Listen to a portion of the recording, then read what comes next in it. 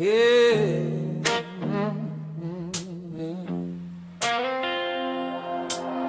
Same dirt diamond under Friday lights, same town showing up every night. Names change, years roll by, but this game never said goodbye. From hand-me-down gloves to brand new dreams, every era left something in these seams. You don't replace what built this ground, you stand on it and play it loud. If this field could talk, it'd tell you all. Every pitch matters in this town. This is Decatur, this is how we play.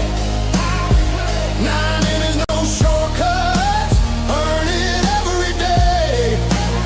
Stand up, let it ring, from the bleachers to the wallers. This town plays ball with the Decatur Bean Ballers.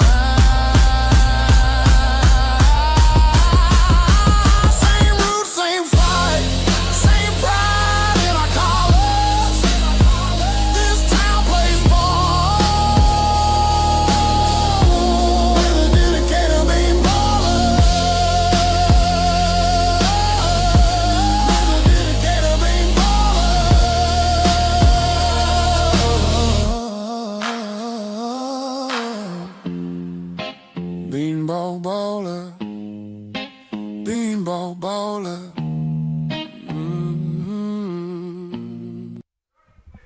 We welcome you inside Nelson Corp Field here in Clinton, Iowa, just to the west of the mighty Mississippi River for the final Sunday game of this 2026 Prospect League season and the final game of the penultimate week in the Decatur Bean Ballers inaugural season.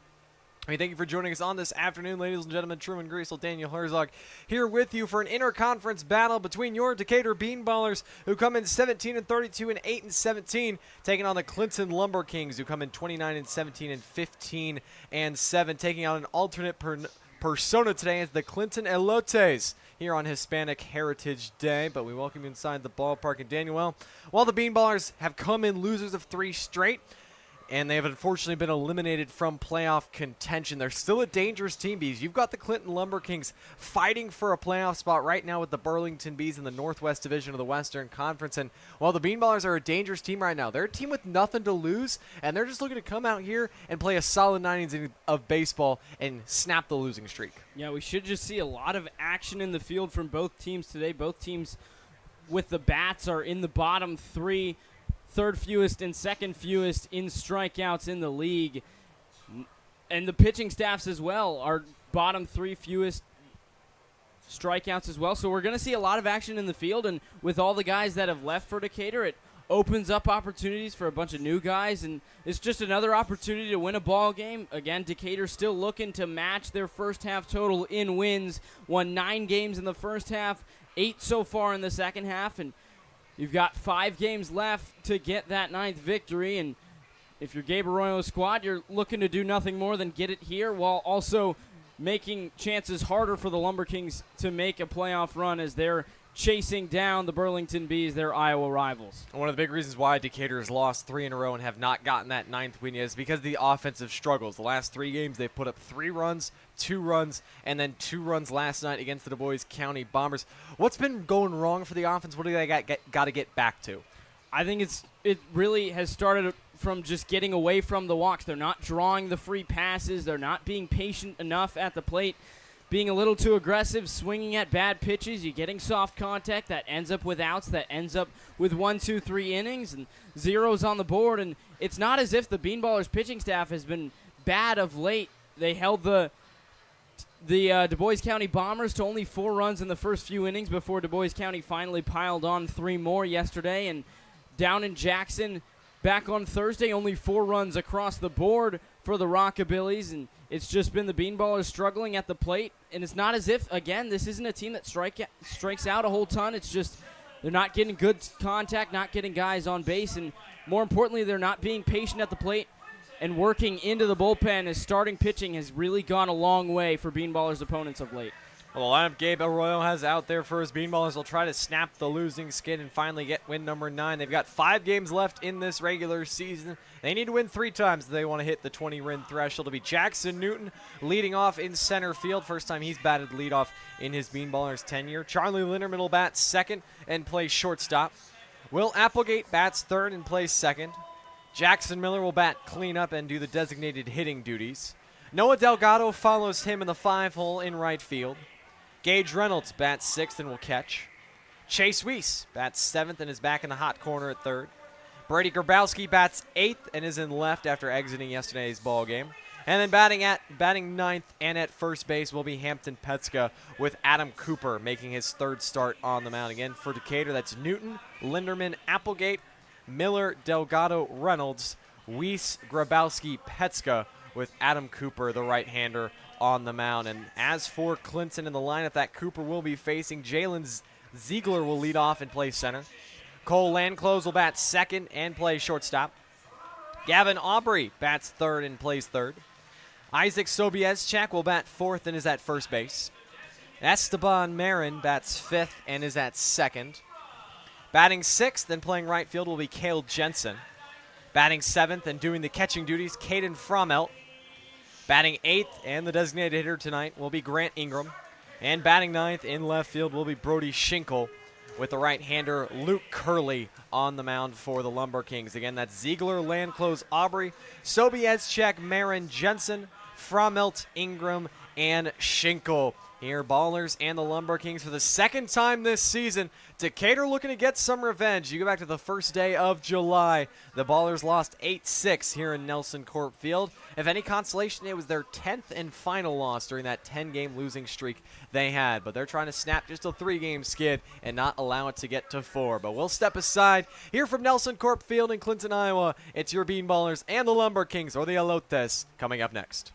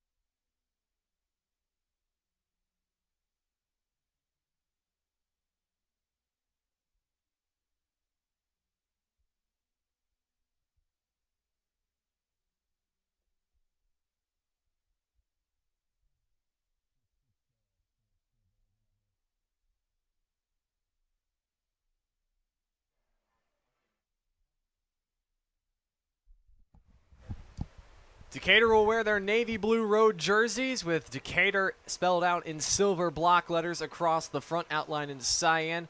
Silver numbers on the lower left-hand side of the jersey, as well as big silver numbers on the back outline in that cyan color. Bean Ballers logo on the left sleeve and the Prospect League logo on the right sleeve, wearing gray pants today.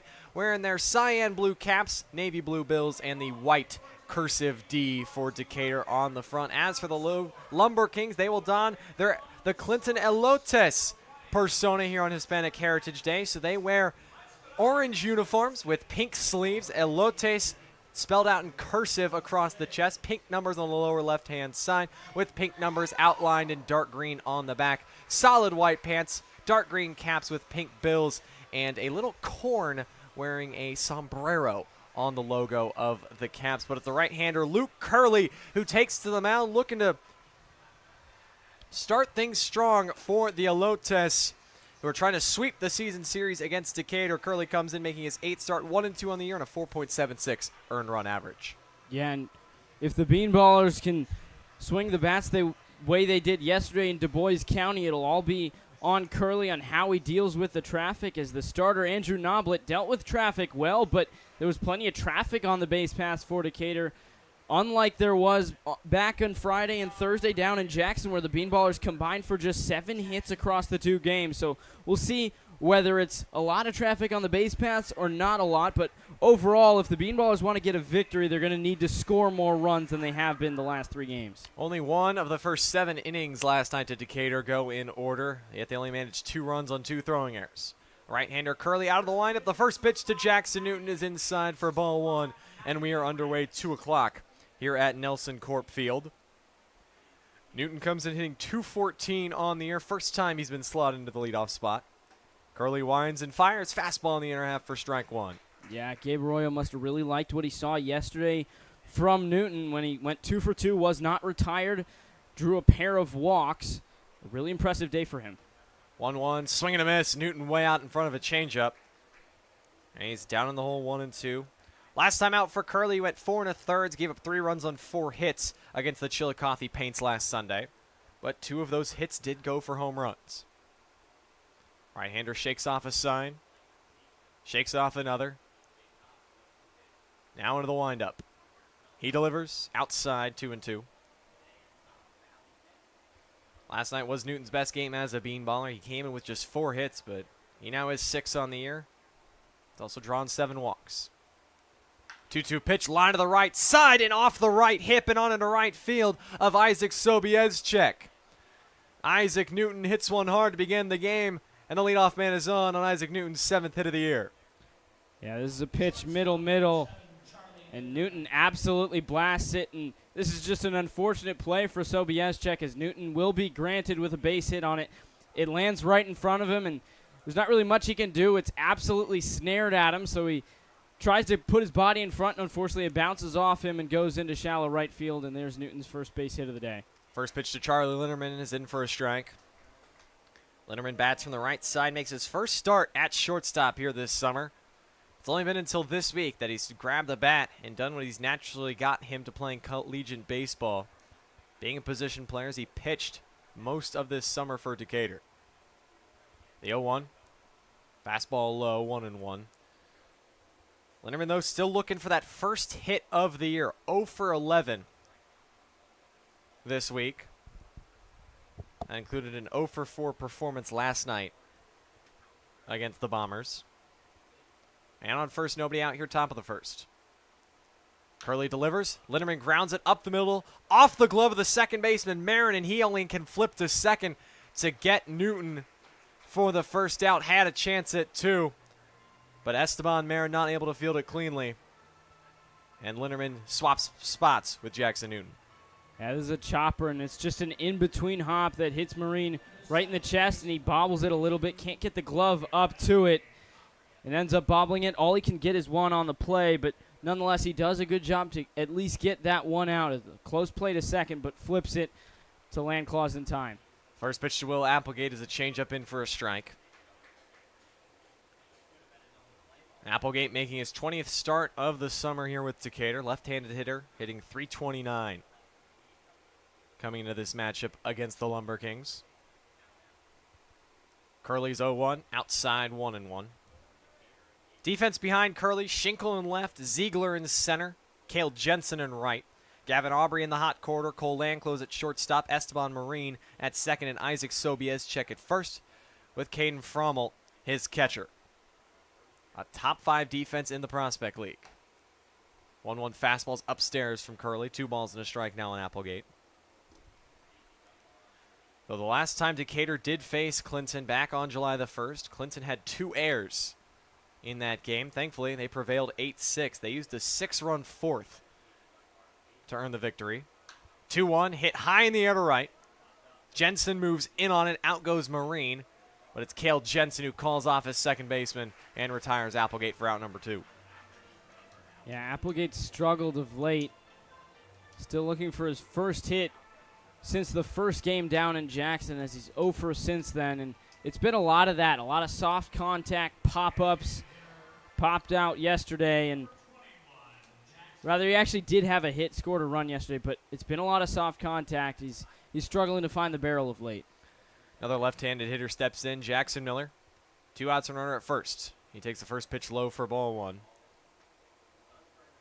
Say it day after day. Jackson Miller, the hottest hitter in the Bean Ballers lineup. He's average at .315, and he's hitting .410 in the month of July in 17 games. The 1-0 upstairs, and it's a hitter's count 2-0 on Miller. Curly's ERA has gone a tick up in the month of July, 6.39 across 3 starts, 8 strikeouts to 9 walks. 2-1. Miller grounds it foul outside of first. Charlie Linderman was trying to steal second, so he'll head back, and it's 2-1. Yeah, and Miller is a guy who really hunts the fastball, and so far, Curly's locations have been up in the zone, which are pretty dangerous to Miller, but they've also been away from him, so yet to come inside with it. 2-1, check swing, and he went around on a pitch in the dirt. 2-2 now on Miller. And his hot month began right here. He went 2 for 4 with a backside double against the LumberKings on the 1st of July. That started his torrid month. Curly's 2-2. Off the hands, popped up. Third base side behind the plate. Frommel gives it a look, but it's up onto the roof and out of the stadium. So the count stays the same, 2-2, with 2 outs in the top of the first. Charlie Linderman still at first. Yeah, it's been a lot of pitches up in the zone, maybe a little bit above the zone for Curly so far. If he goes a little lower, he might run into trouble. But, yeah, you mentioned it. It was the last 2 at-bats that Miller went 2 for 2 here in his final 2 at-bats, and then went 4 for 4 the next day on July 2nd when the Bean Ballers finally snapped that losing streak against the Springfield Lucky Horseshoes. 2-2, Linderman to second, but Miller swings and misses out a fastball away and strikes out. First strikeout of the day for Luke Curly. He strands one right at the bottom of the first. The Elotes will grab their bats for the first time, looking to draw first blood.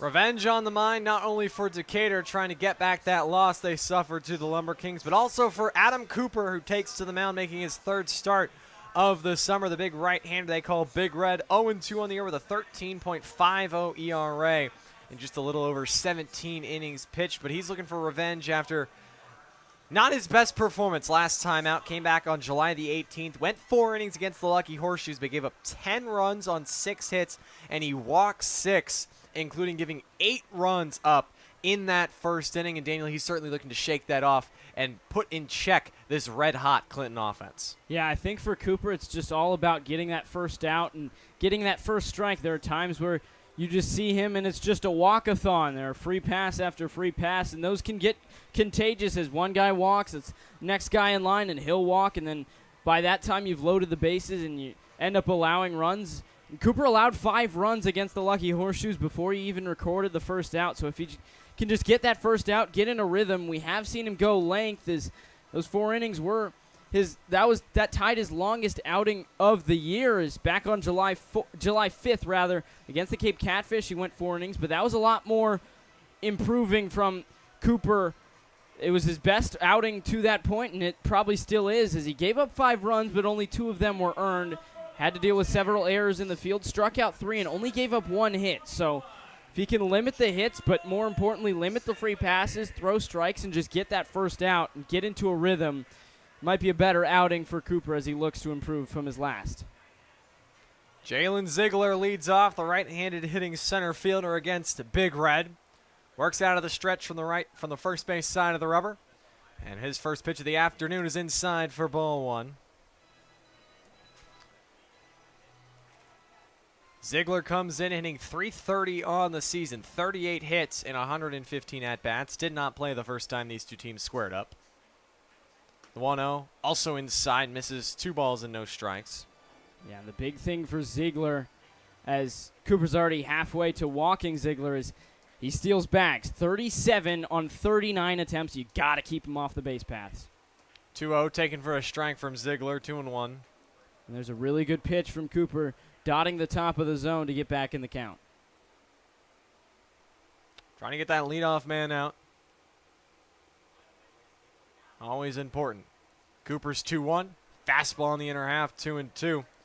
And Ziegler is still yet to take the bat off his shoulders. And there's that exact same pitch. Let it eat. Fastball at the top of the zone. Ziegler can't pull the trigger on it. Cooper winds and fires. Fastball inner half fouled off by Ziegler. He stays alive. Last time out for the Urbandale, Iowa native. He went 0 for 4 with 3 punch-outs against the Illinois Valley Pistol Shrimp back on July the 22nd. That snapped a 6-game hitting streak for him. Trying to start one fresh here today. 2-2 slider outside, gets him swinging. Great pitch from Cooper, and he begins his afternoon with a K. Great pitch indeed. There are times, especially when Cooper can't find his locations, that he's just a fastball guy, but brings out the slider, his first of the day, and it completely zips away from Ziegler. And you talked about the threat that Ziegler poses on the base pass. It's big to get that first out. Cole Anklo steps in. He swings at the first pitch, rolls it softly to short. Linderman up with it, throws on the run and on the money. In time to Hampton Petska. 2 up, 2 down for Big Red's first. Yeah, Linderman has struggled at the plate, but there's his first play at short, and you can't tell me that he doesn't look natural on the left side of the infield, as he's been very clean. Few games at third, and now he's getting the call to play shortstop, and he answers the call first time. He made just 6 errors this past spring at Highland Community College. And the first 2 hitters have been retired for the LumberKings, as Gavin Aubrey now stands and he takes a slider outside for a ball. 3 straight right-handed hitters from the Clinton Elotes to greet Adam Cooper. And Aubrey the best. 1-0, fastball taken for a strike from Aubrey. He came off the bench back on July the 1st against Decatur, went 1 for 1 with a pinch hit single. On the year, he's hitting .361. 1-1 from Cooper. Inside, and it clipped Aubrey on the knee. And so he'll take first, and the team that gets hit more than anybody in the Prospect League, now the 99th time this season that a Clinton LumberKing batter has been hit by a pitch. Yeah, so the LumberKings now take the reins, the LumberKings take the crown. They're now the kings of the hit by pitch, as they were tied with the Cape Catfish. Of course, the LumberKings have played the fewest games in the Prospect League. This is only their 47th game. The Catfish have played 3 more, so fewer games and now more hit by pitches, but that sometimes can be an issue for Cooper. Now Isaac Sobieschek, he swings at the first pitch, rolls it off at the end of the bat, right to Charlie Linderman, who goes the short way to second. Applegate squeezes it to cut down Gavin Aubrey and retire the side. Just one man reaches in the inning off Adam Cooper, who shuts out the LumberKings in his first inning of work. We're through 1 here at Nelson Corp Field, and the Ballers and the LumberKings still scoreless.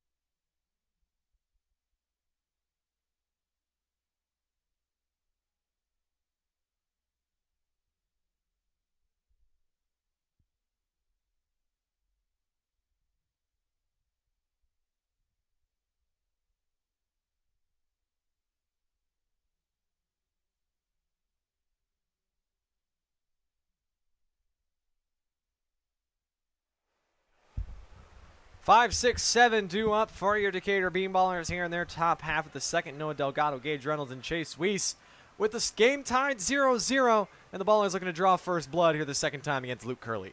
Yeah, Curley looked really strong, did a really good job of mixing in that changeup. That seems to be his bread and butter in the first inning, as batters were just way in front of it. You know, usually changeup maybe 5 to 10 miles per hour slower than your fastball. That one looked more like 15. There's quite a few tiers in velocity in between those two, and it really fooled the Bean Ballers hitters, but we'll see if Decatur can have a better second inning than they had the first. They did put a guy on. Jackson Newton led off with a single, but after Linderman grounded into a force out to replace him, nobody could advance Linderman. So see if Decatur can put someone in scoring position. Noah Delgado, left-handed hitter, steps in. He takes a first pitch just below the zone. A ball from Curley to begin the second. Delgado comes in hitting .300 on the year. 3 hits and 10 at-bats. Next pitch from Curley in for a strike, 1-1. Came off the bench yesterday as a defensive replacement for Brady Grabowski. Went 0 for 1 in his only trip to the plate. Curley's 1-1, inside and in the dirt, a worm burner. Delgado lays off, and it's 2 balls and a strike on the Northbrook, Illinois native from the north side of Chicago. Open stance from Delgado. The 2-1 from Curley. Rolled on the ground towards first. Easier play for Isaac Sobieschek. He'll take it himself, and he steps on the bag to retire Delgado to begin the Ballers' second. Yeah, it's been a lot of that since that single from Newton. The 3 guys who have put it in play, all soft contact, all easy outs for the elotes in the field, and there's another one from Delgado. Catcher Gage Reynolds steps into the right-hand batter's box, first time facing Curley this afternoon. The first pitch of this at-bat, Reynolds lines it right back up the middle into center field. He was sitting on that pitch, and Reynolds is on his 19th hit of the season. Yeah, and we talked about soft contact so far for Decatur. There was nothing soft about that for Reynolds. This is a pitch right over the middle of the plate, and he doesn't miss it. Blasts it up the middle, and now Curley's taking a little bit of time to get back to the mound. So that'll be Chase Weiss with 1 out and a man aboard. For Reynolds, that extends his on-base streak now to 9 games on the year. Now we have a slight delay as Luke Curley kind of walking around the mound after that pitch, and as his manager, Trevor Burkhart, will come out and have a chat with the pitcher, as well as Caden Frommel, third baseman Gavin Aubrey coming to check out on the arm. Yeah, the field umpire noticed it immediately that it looked like he wasn't quite right. Not really sure what it is. It might be dehydration. It's a very hot day here in Clinton, 88, but it's also extremely humid, 74% humidity, so maybe he's feeling some nausea, some dehydration from the heat and the humidity. And it certainly is a shame after the last few days down in Jackson and Springfield on Wednesday. It was, and even last night at the final home game for Decatur, it was mid-70s, high 70s. It was just beautiful. And now you come here and you can feel the moisture in the air.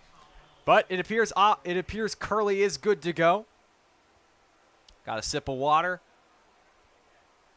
It's overcast skies here in Clinton, Iowa. Nice crowd has filled into Nelson Corp Field.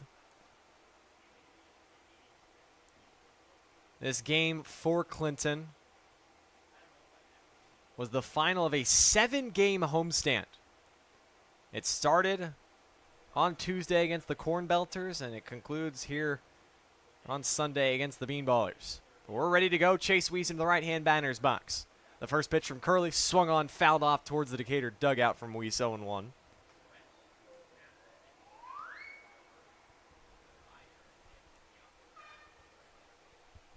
Weiss on the season comes in hitting .273. Got his 12th hit of the year last night against Du Bois County. The 0-1 pitch, fastball paints the outside corner, 0-2.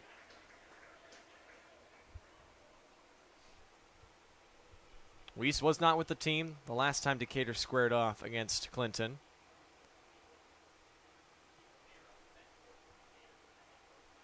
Now the 0-2 from Curley in the dirt, and it gets past Frommel all the way to the backstop. That allows Gage Reynolds to move up 90 feet into scoring position. That's now a few times that there's been that, as you would say, Truman, that worm burner, pitched low in the dirt, away to righties, into lefties, and it only makes it about 56 feet. And this one that Frommel couldn't get over to, and Reynolds gets another 90 feet, and the Bean Ballers have their first runner in scoring position. RBI chance for Weiss. The 1-2 taps it foul behind the plate, stays alive. And pardon me, I was wrong. Chase Weiss was with the team back on July the 1st. It was his second game of the year. He went 1 for 4 with an RBI and a walk. Has a chance to collect his 12th RBI if he can find green grass in the outfield. Curley winds and fires, spikes another pitch, but this time Frommel able to get to it and keep it in front. No advancement for Gage Reynolds, and the count evens, 2 balls and 2 strikes. Yeah, that was a game that Decatur put together 15 hits. There was no shortage of traffic on the base paths for the Bean Ballers, but despite leading in the hit column, they lost in the run column by 2 and ran into a lot of outs. A 2-2 change up downstairs, full count. Weiss has battled back here. Brady Grabowski on deck for Decatur. And, of course, also Decatur kind of beat themselves in the field as well. Yet to have a game where they haven't made an error in July. Full count offering, downstairs, ball 4. Chase Weiss was down 0-2, but he comes back to work a walk. And now back-to-back batters have now reached against Luke Curley to bring in Brady Grabowski with 1 out. Yeah, once again, just a really good at-bat. And the Bean Ballers are making Curley work. Of course, it's hot and humid, so he had to get the fluids. It seemed to have a little extra edge to start that at-bat with Weiss, but a really good job by Weiss to foul off a few pitches, take pitches in the dirt, and ends up with a walk, and now 2 on, only 1 out. First pitch to Brady Grabowski. He swings, grounds one through the hole in the left field. Reynolds will be held at third. A little trouble in the outfield getting it in from Schinkel. But the bases are now loaded for Decatur. A single from Gage Reynolds, a walk from Chase Weiss, and now a single from Brady Grabowski. Yeah, this is Grabowski just taking what he's given. This is a pitch over the middle of the plate, and he doesn't try to do too much with it, but puts a good swing on it. And we've seen several very good hittable pitches from Curley to start at bats, and he puts this one into the gap, and bases are now loaded. It's Hampton Petska. Curley back out of the windup. Petska swings at the first pitch, pops it up first base side, but it gets out of play for strike 1. That hit for Grabowski was his 9th of the season. He turns it over to Petska, who rounds out this Decatur lineup here this afternoon, the Shelbyville, Illinois native. Just 2 hits through his first 26 at-bats. Curley's 0-1, swung on, popped in the air again, first base side. But this one again will be blown out of play. It's 0-2.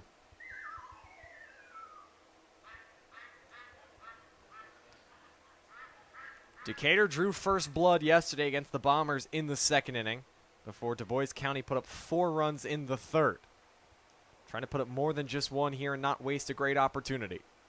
Bases loaded, 1 out. Curley's 0-2. Outside, taken by Petska. Ball and 2 strikes. I think so far it's sometimes just been pitches like that that don't really have a chance to get a swing and miss, and that's how the Bean Ballers have gotten back in counts. 1-2 offering from Curley. Petska swings, pops it up, shallow center. Landclose, Marine, and Ziegler all converge, and it's the shortstop Cole Landclose who ranges over to the second base side of second to make the grab in shallow right center, and Petska's retired for the 2nd out.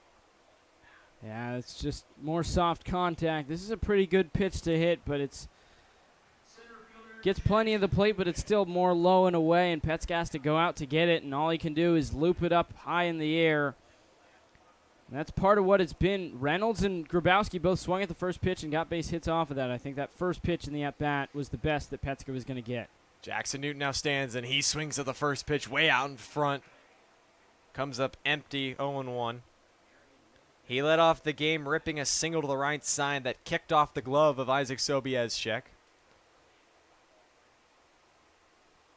Curley out of the wind, the 0-1. Flared in the air, left center field. Schinkel and Ziegler converge. It's the left fielder, Schinkel, who finds the ball in his mitt for out number 3. The Bean Ballers load the bases with 1 out, but they can't score.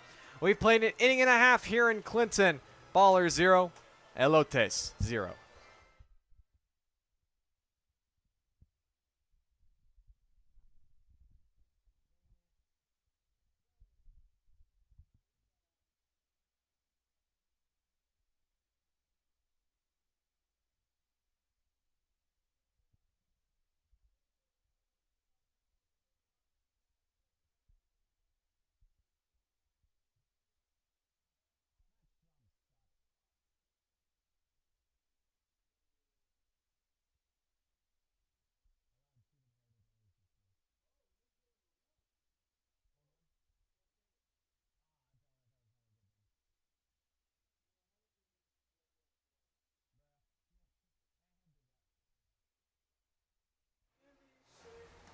Bottom of the second. 5-6-7 due up for the LumberKings here in the bottom of the second. Again, it's Hispanic Heritage Night at the ballpark. So the Clinton LumberKings donning an old persona they used when they were a minor league team. The Clinton Elotes. And Daniel, as I've gotten to know you throughout the course of this season, you speak Spanish quite well. Would you say fluently? I mean, clearly better than me. I only know like 2 or 3 words, but you can converse in Spanish with guys like Raul Gil, O'Neal Feliz, Moises Febriat. You can converse with those guys pretty well, would you say? Yes, I would describe myself as conversational. I think a more professional way to describe it, like what I would put on, say, a resume, is I am a proficient Spanish speaker. I wouldn't quite say I'm fluent, but yeah, it's something that my mother is fluent. She studied Romance languages in college, Spanish and French, and what she told me and what she suggests is living abroad, being in a place where you're required to speak the language, and just interacting with native speakers really helps you, and it really goes a long way towards learning it. And that's how I've sort of bettered my Spanish. But yeah, that's sort of my short version. But yeah, I would say I'm proficient. I wouldn't quite say I'm fluent. And it's been cool. They've been playing Hispanic Latin music during the game. The left-handed hitter, Esteban Marin, to begin the LumberKings second as he takes a ball outside from Adam Cooper. Only allowed 1 base runner in the first, didn't allow any runs. And now gets 5-6-7 Marin, Jensen, and Frommel. Open stance from Marin. Cooper's 1-0. Fastball clips the outside corner, 1-1. Marin is a Mesa, Arizona native committed to Benedictine University for this upcoming collegiate season. 1-1, slider can't clip the outside corner. And it's 2 balls on a strike on the left-handed hitter.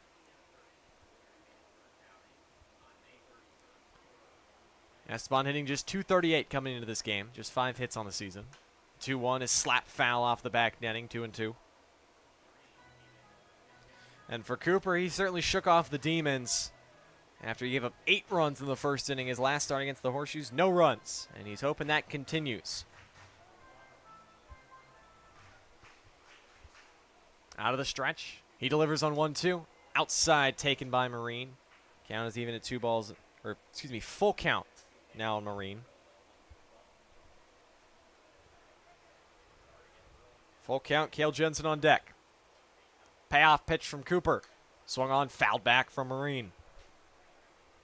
And when you look at Cooper's numbers, a 13.50 ERA overall in the season, but here in July, just a 10.64 earned run average. But if you take out those 8 runs he gave up in that first inning, his ERA is just at 6.3.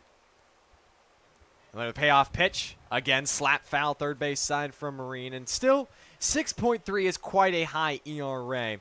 But for the struggles Adam Cooper has had, that is a much, much better improvement than what we saw from him early in the year. Yeah, and it's sporadic. It's not like he's just going to give up 3 or 4 runs every inning. It's just an inning with 3 there and then a 0.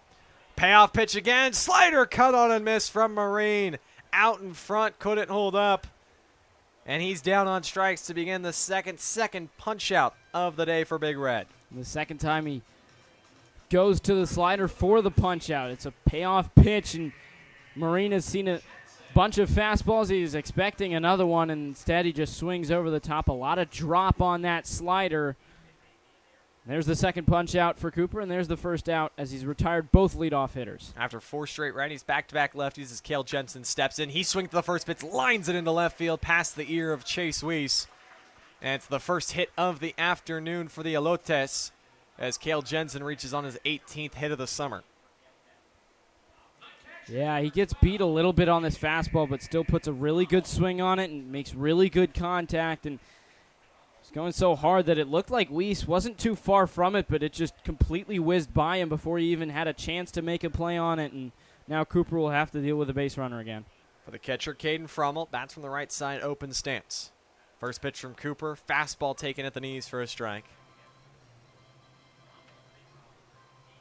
Frommel comes in hitting .380 on the year, making his 21st start with Clinton. 0-1. Fastball on the outside corner, 0-2. Jensen was dancing off first, but not electing to steal. Jensen's still without a stolen base this summer, so it's possible that Ziegler's the guy that steals bases. It's lucky that Jensen's the guy that Cooper gives up the first hit to. The 0-2 from Cooper. Fastball foul tipped into the mitt of Gage Reynolds. And Frommeld's down, swinging 3 strikes, and you're out. And it's back-to-back Ks in this second, third K overall for Cooper. Yeah, I think Cooper's locations, especially into righties, have been on par today. We see him hit a lot of batters, and he already has hit a guy, but for the most part, a lot of his inside fastballs have been in the zone and swung on and missed. DH Grant Ingram swings at the first pitch, comes up empty, 0-1. He's doing the designated hitting duties. And his job today is to mash. Cooper finally gives a check over to Jensen, who was dancing off, and he steps back on the bag in time. Ingram, a Bellarmine commit, originally out of Mooresville, North Carolina. 267 hitter in his first at-bat against Cooper. He swings to the next pitch on a couple of hops under the glove of Charlie Linderman and on into center field. Jensen moves to second but advances no further. And with 2 outs, the LumberKings have 2 men aboard. Yeah, this one just sneaks under the glove of Linderman, who nearly gets to it, can't quite come up with it. And it's hit sharply enough and hit in front of Jensen, so he can't get much further. But now 2 on, 2 out, as the LumberKings are pretty much following suit with the Bean Ballers, who put multiple on, a guy in scoring position in the second after 1 on in the first. It's Brody Schinkel, the 9-hole hitter. First pitch from Cooper, swung on, grounded to third. Weiss gloves it, runs to the bag, steps on third in front of Cale Jensen to cut him down to end the inning. The LumberKings get 2 singles, but they leave 2 men on. We've played 2 here just to the west of the mighty Mississippi. And we're still scoreless, 0-0, Ballers and Elotes.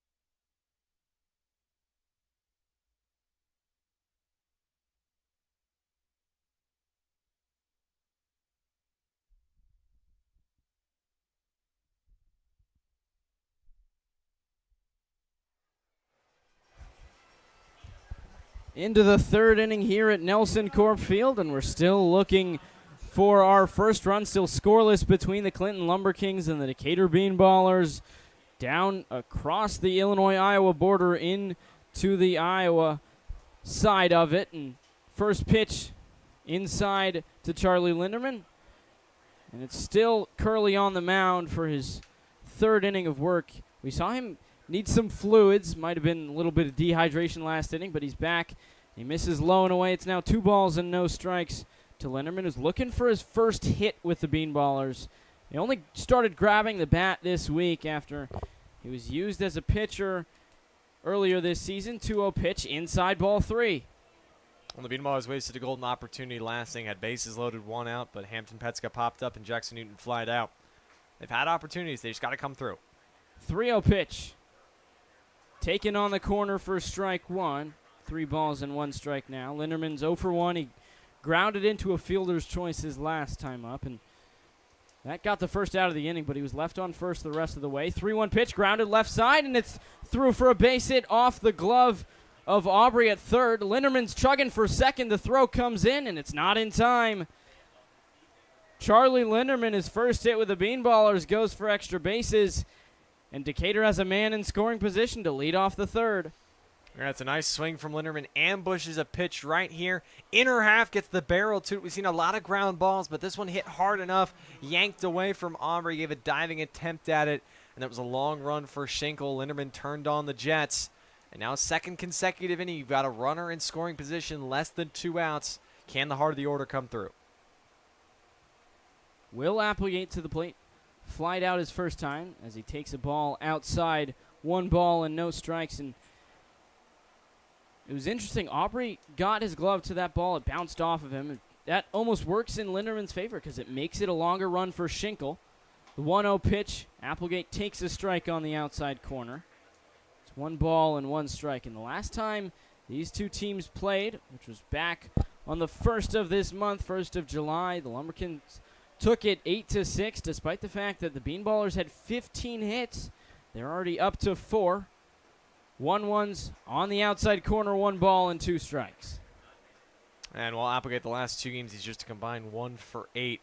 He's certainly a guy that can produce runs. Is already, in his not so relatively short time, his 21st game, he's got 17 runs batted in. Least you can do is advance Linderman to third.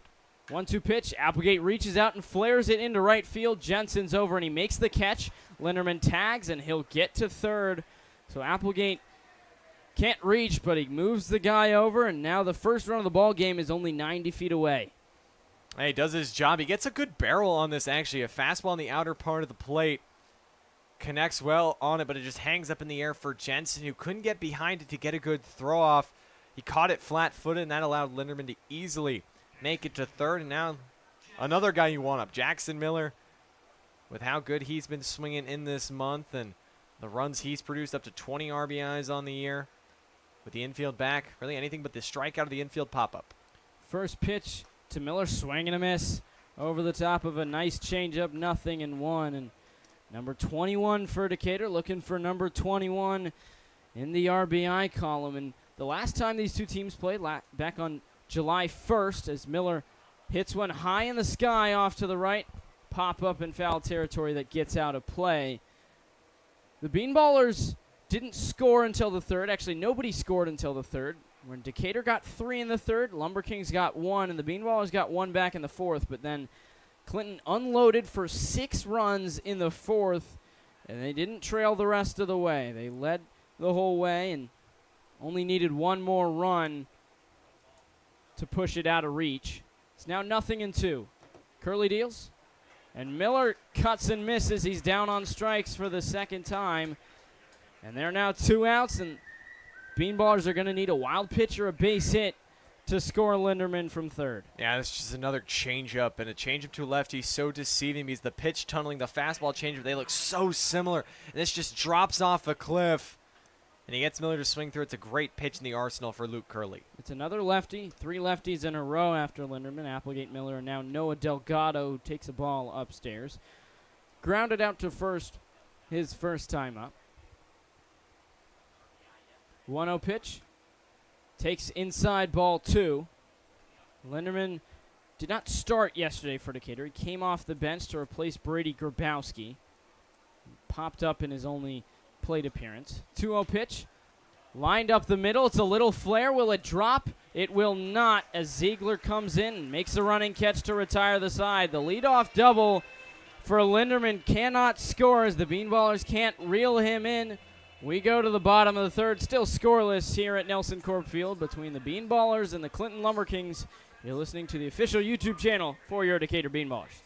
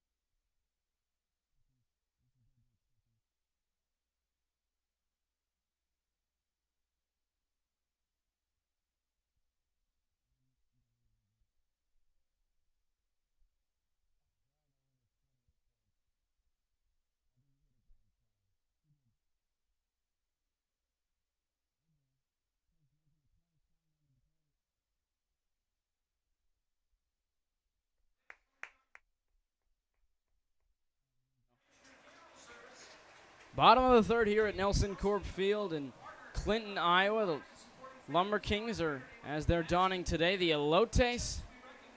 Host Elotes still scoreless, with the Decatur Bean Ballers, who have put runners on base in each of the 3 innings and had a runner at least on third in the last 2, and yet Decatur hasn't been able to reel those runners in. They had the bases loaded with only 1 out in the second, pop out, fly out. They had Linderman on second with no outs, on third with 1 out, but then strikeout, fly out, and an end put to both of those love stories without any runs. And now it's back to the top of the order. Jalen Ziegler, Cole Landclaws, and Gavin Aubrey to the plate for the LumberKings. Second time through the order, and Adam Cooper on the mound, scoreless through 2 innings for his 3rd inning of work. First pitch to Ziegler, upstairs on a fastball, 1 ball and no strikes. I feel like one of the big reasons why Cooper has been so effective through 2 innings, it's been his command and his control. Very few times has he gotten in 3-ball counts. It's gone right after these LumberKing hitters. 1-0 Ziegler reaches out and flares it, but right into the glove of Applegate at second. A soft line drive caught for out number 1, and yet again, Cooper is successful at getting the leadoff guy out. Yeah, teams have been hitting 303 off him up to this point this season. He gave up 2 hits last inning, but he's just inducing a lot of swings early in counts. He's filling up the zone, but he's staying away from the middle. Cole Landclaws grounded out his first time up. He takes a pitch away for ball 1. And once again, Ziegler, a big out to get, as he's tied with Xavier Hatfield of the Jackson Rockabillies with 37 stolen bases for the Prospect League lead. 1-0 pitch is inside and almost hits Landclaws. And get this, in 13 fewer games, Ziegler, this is just his 33rd game played. He's recorded 32 games played, and Hatfield's played 45. 2-0 pitch. Upstairs, ball 3. And a tough spot. That looked good right there at the belt, but just a little bit above the zone. But I like the small miss from Cooper. That can be effective sometimes. If you're around the zone small misses, you'll get those borderline calls, I feel like, at points. Here's the 3-0, and he gets it there. Dots the top inside corner to Landclaws. 3 balls and 1 strike. He's lived at the top of the zone, but he's done a good job to avoid sharp contact, especially on pitches up and in. 3-1 pitch. Hit high in the sky off to the left and foul ground. Weiss gives chase near the LumberKings dugout. He jumps and he makes a catch as he falls into the dugout. What a play by Chase Weiss. Half of his body was in the Elotes dugout, but so was the ball, and it was in his glove. I mean, wow. Chase Weiss tracks this ball all the way to the home third base dugout. And a fantastic grab. And Daniel, I know you're not a Kansas City Royals fan, but very Mike Moustakas-esque 2014 ALCS. Leans over the railing to make the grab. An incredible play made in the hot corner. So 2-way, nobody on as Landclaws is retired. First pitch, ball 1 to Gavin Aubrey, who's hit by a pitch back in the first. And hit batsmen are sometimes something that Cooper struggles with, as the free pass is typically his Achilles heel. 1-0 pitch. Dots the outside corner for strike 1 at the belt. So Cooper, who came in 17 1/3 innings pitched,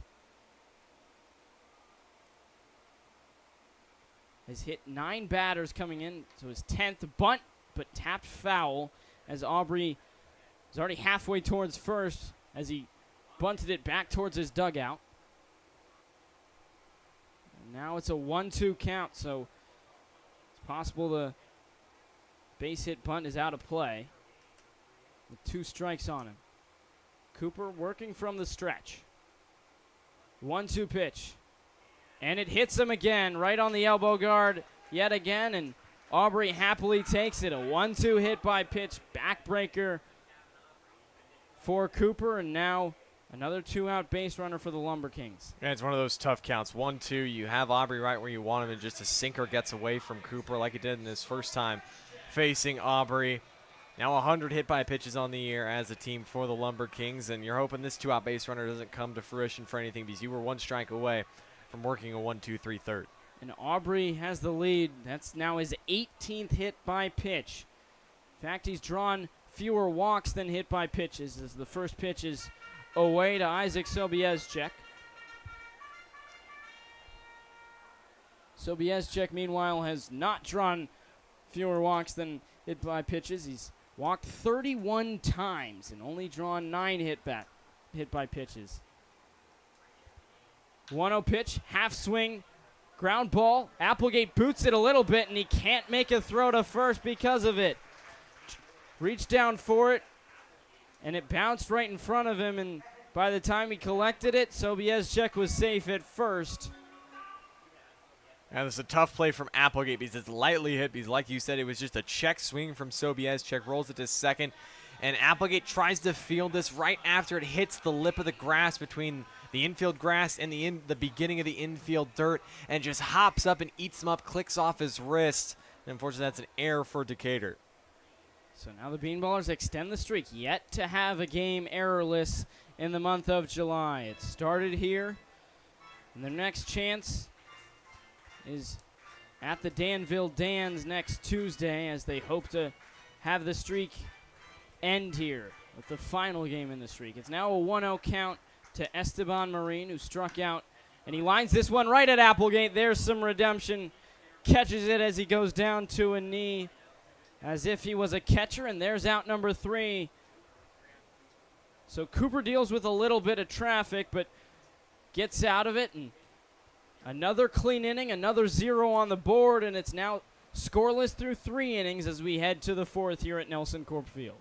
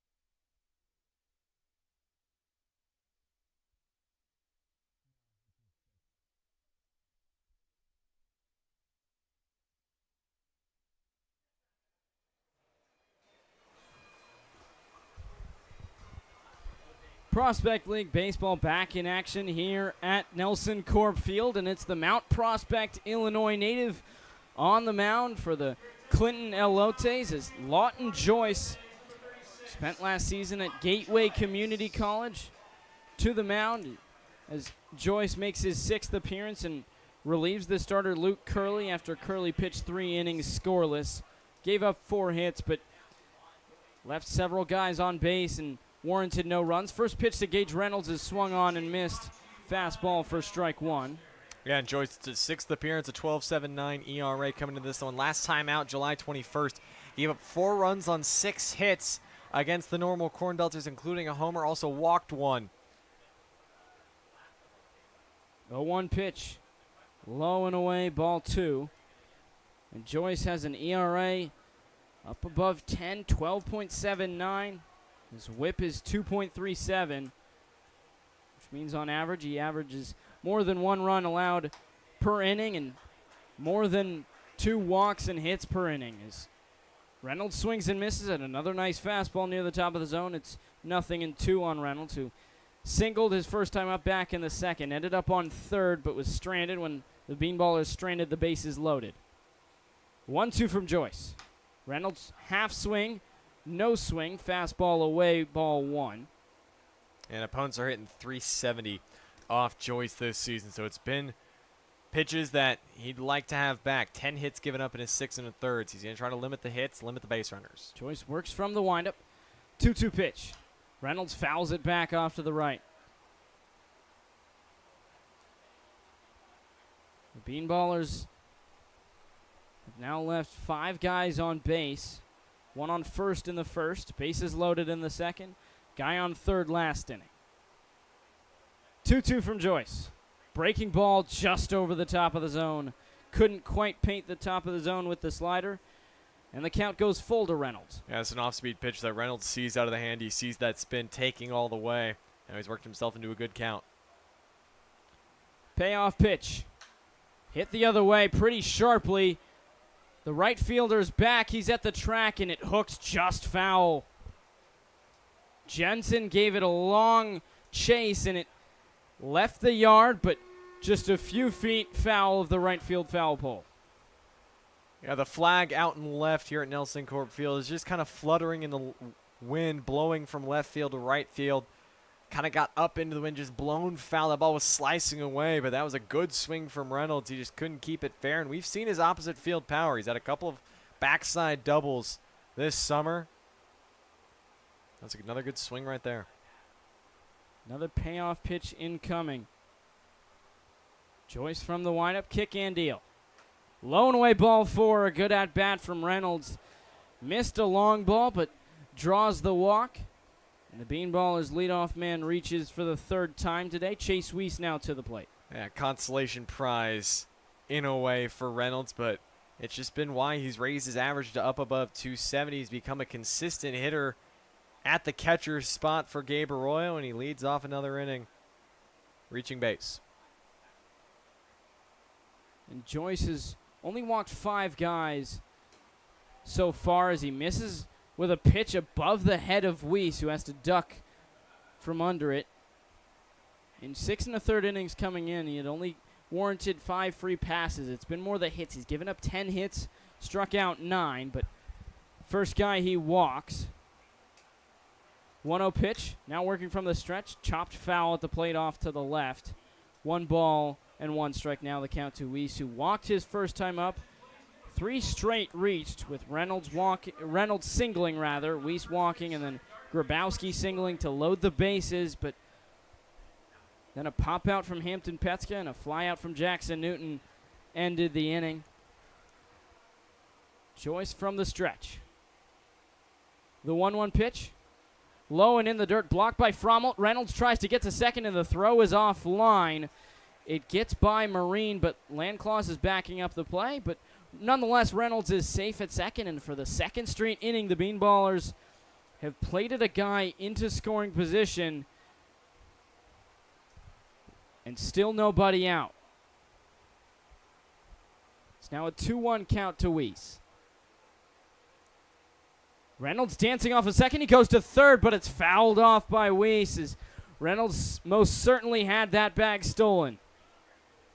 Yeah, it's one of those pitches that not with 2 strikes, and Weiss thinks he can hammer this, but Gage Reynolds gets such a good jump as a hitter. I feel like maybe got to see that out of the corner of your eye, and it's hard because it's milliseconds. We're talking reaction time to take that pitch and allow Reynolds to get to third. Joyce staring down Reynolds. Dances some more, does not go. 2-2 pitch, grounded back to the mound, and it gets under the glove of Joyce. Bare hand play, tossed to first in time by Landclaws. A nice play. Reynolds moves up to third as Weiss grounds out. But that's a play that, should Reynolds have stolen the bag, Weiss might have been able to score him. Nonetheless, he did have 2 strikes on him and couldn't hold up. Well, that's why Clinton has the number 3 ranked defense in the Prospect League. This gets under the glove of Joyce. He doesn't get any leather on it, so it's still bouncing true to Landclaws, who on the run bare hands this one, throws it. Nice job, and the body control. Still a golden opportunity to plate the first run as Brady Grabowski lines a ball into center field. Ziegler's back on it, and he makes the catch. Reynolds coming in to score, and the Bean Ballers plate the first run here at Nelson Corp Stadium. It's now 1-0 Decatur on an RBI sacrifice fly by Brady Grabowski. Yeah, just doing your job if you are Grabowski. Swung at the first pitch, his first at bat. This is just a fastball right down the middle. Easy swing. Keeps the head over the plate, lines it into center. Unfortunately for him, he's mad that he lined it right at Ziegler, but it was plenty deep enough to score Reynolds, and the Ballers strike first. So now a 2 out, nobody on. First pitch to Hampton Petska. Grounded right side, fielded by Marine. Short toss, pulls Sobieszczyk off the bag, but Petska wasn't down the line enough, and Sobieszczyk tags him out to retire the side, but not before the Bean Ballers get the first run of the ball game. Leadoff walk to Reynolds comes all the way around to score on a sac fly from Grabowski, and Decatur has a 1-0 lead as we head to the bottom of the fourth.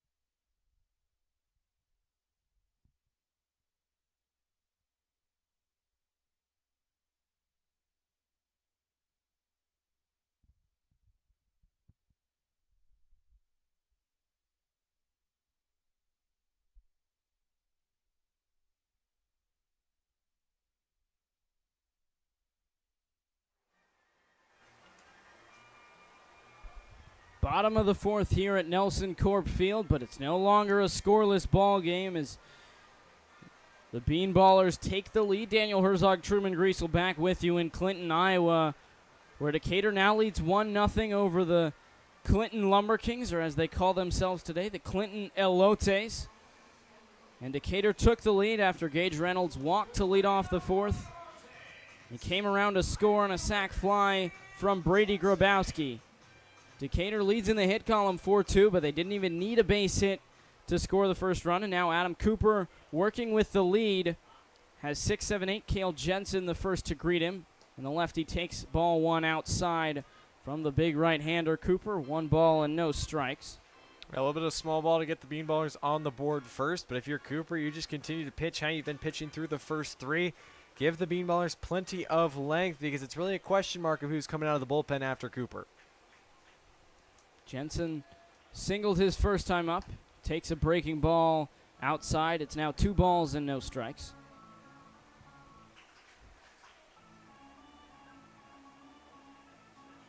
Came in hitting .315. He's already padded that average. This is his 18th game played, 17th start. So he hasn't been with the LumberKings the whole way as the 2-0's in the dirt. 3 balls and no strikes. Cooper yet to walk a guy. It might be jinxing it.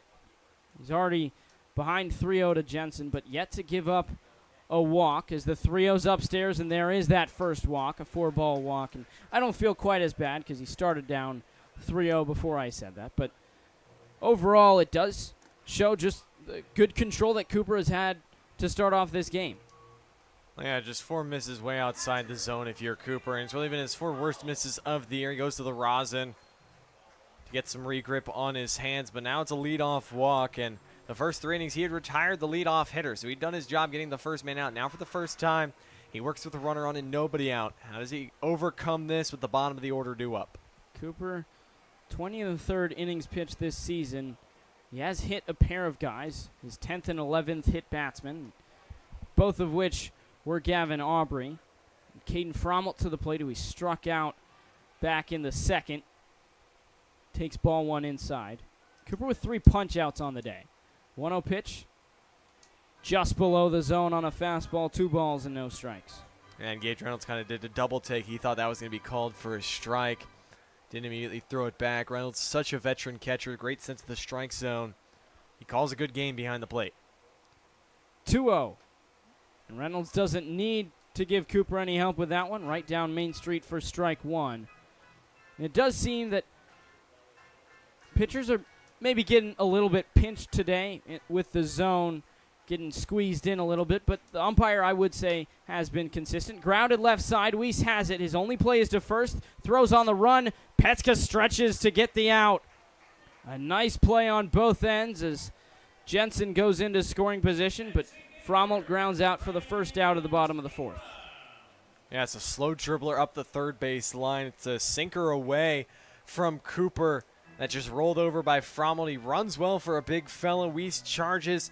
A little trouble getting out of his glove, but he throws a dart over to first. And then a nice job, Charlie Linderman, coming to back up third with Jensen advancing to second and not allowing him to advance further. First pitch just off the outside corner, and a balk is called, actually. So no pitch recorded home to Ingram, and Jensen advances to third. So the tying run is just 90 feet away. Yeah, it's a tough one there from Cooper as he likes to work fast. He just comes set, slow down, take a deep breath. The next pitch fouled off the leg of Ingram, who singled himself his first time up. Both hits for the LumberKings so far came back in the second. Jensen, who's standing on third right now, and Ingram himself as well.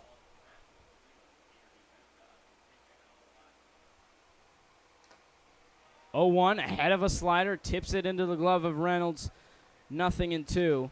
Yeah, and hadn't used that slider much this afternoon, but when he has, it's been effective. He's got a lot of swings and misses and just gotten hitters out in front. 0-2 pitch. Low and away on a slider. Good block by Reynolds as it only made it about 55 feet. It's now 1 ball and 2 strikes, but Cooper had a pitch to waste as long as his catcher had his back, and Reynolds did.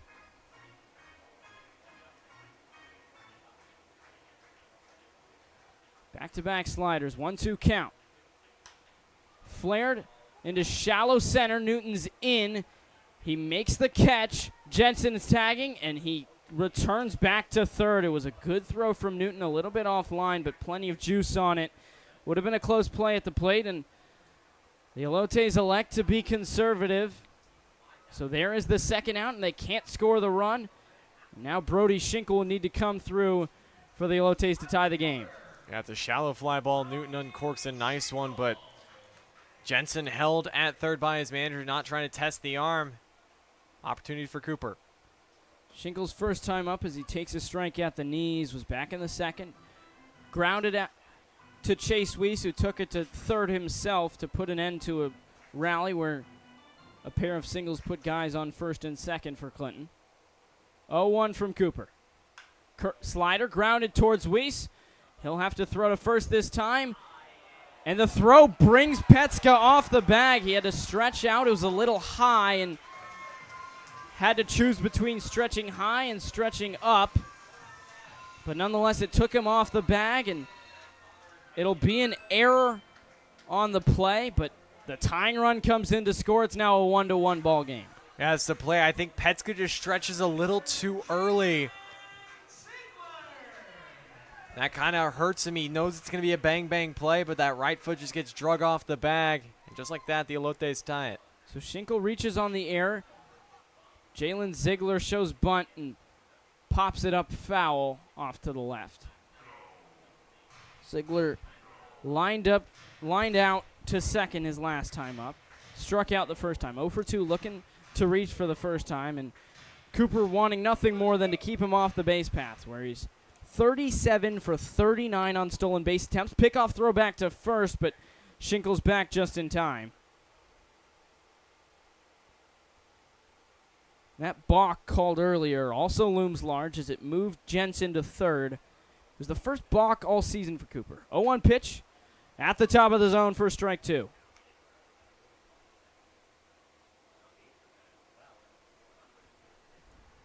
And the error means that run is unearned. Any runs that the LumberKings score from here on out this inning are unearned, as The 0-2 is inside ball one.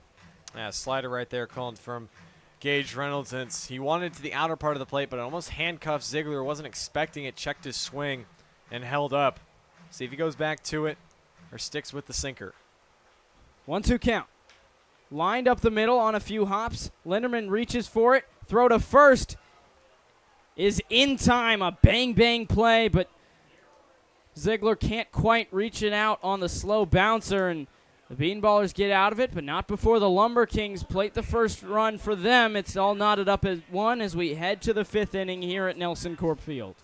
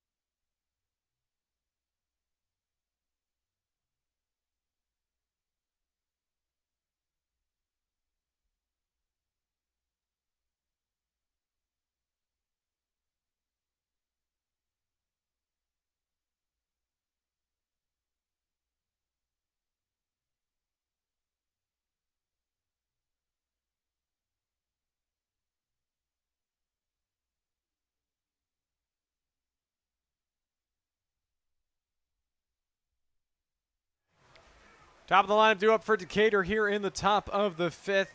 Newton, Linderman, and Applegate. Both teams played a run in the fourth, 1-1. Headed to the fifth inning of action, and last time, July 1st, that Bean Ballers faced Clinton. It was Clinton that put up 6 runs in the fourth. That game was 7-4 headed to the fifth inning. We're just 1-1 here, just 1 run, 4 hits, 2 errors for Decatur, 1 run on 2 hits for Clinton, and Adam Cooper's been rolling, but he's waiting for the offense to heat up. Yeah, it was, like you said, Truman, a loud game for Decatur where they put up 15 hits last time. Quieter game so far, but they've still been the louder team on the base paths. First pitch to Jackson Newton, back foot curveball. He checks his swing and holds up for ball one. Newton singled and flied out off the starter Luke Keeley, first time facing Lawton Joyce. Joyce out of the windup. Here's 1-0. Downstairs near the shoe tops of Newton, and he's in a hitter's count. 2 balls and no strikes. The 15 hits at that time for Decatur were a season high. It would eclipse that come later here in July at home. 2-0, swing and a miss. Out in front was Newton. They would eclipse it July 5th, 17 hits against the Cape Catfish in that 12-7 loss 3 weeks ago to the day. 2-1 to Newton. Off the hands, flared out towards shallow left. Schinkel runs in a few strides, makes the grab on the run, and Newton's retired to begin the Bean Ballers half of the fifth. Yeah, this is just a fastball from Joyce that jams Newton up and in, and inside-out swing, puts a little contact on it, but flares it the other way. Easy catch for Schinkel, and there's out number 1. Charlie Linderman now digs in. He had his first hit of the summer his last time up. It was a double down the left field line. He was ultimately stranded at third, back in the third. Takes a first pitch strike from Joyce. Linderman had 3 doubles this past spring at Highland Community College. And his first is his first hit. The 0-1. Slider held up. Linderman sawed off the plate. Ball and a strike.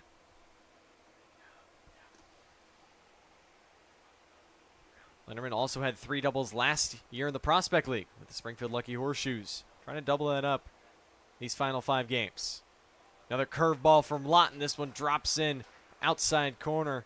1-2. Trying to retire the first 2 hitters here in the fifth. Right-hand pitcher out of the windup. Lawton kicks and delivers. Fastball away. 2-2.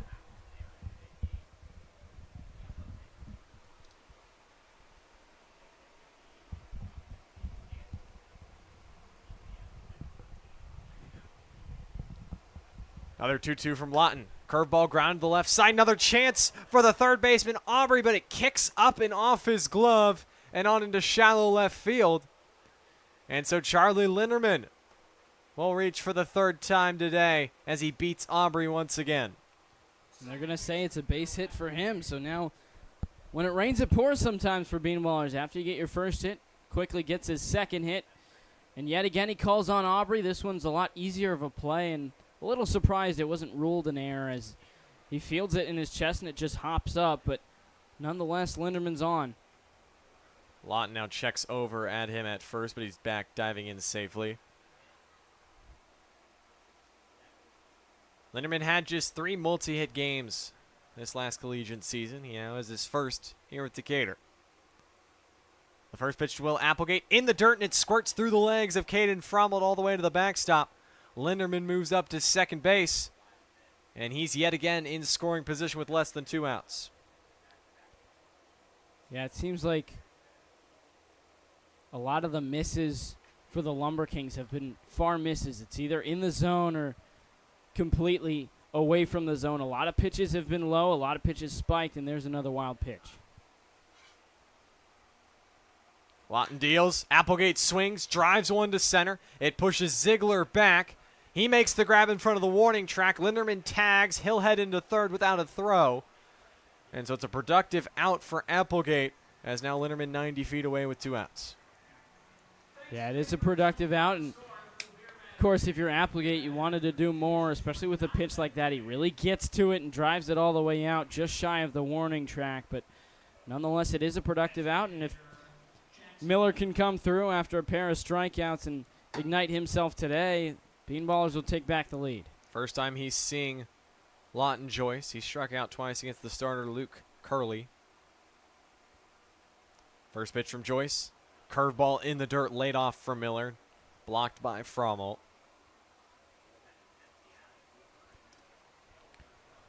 Miller's still sitting on those 20 RBIs here on the year. He's also tied for the team high 4 homers with Misael Maldonado.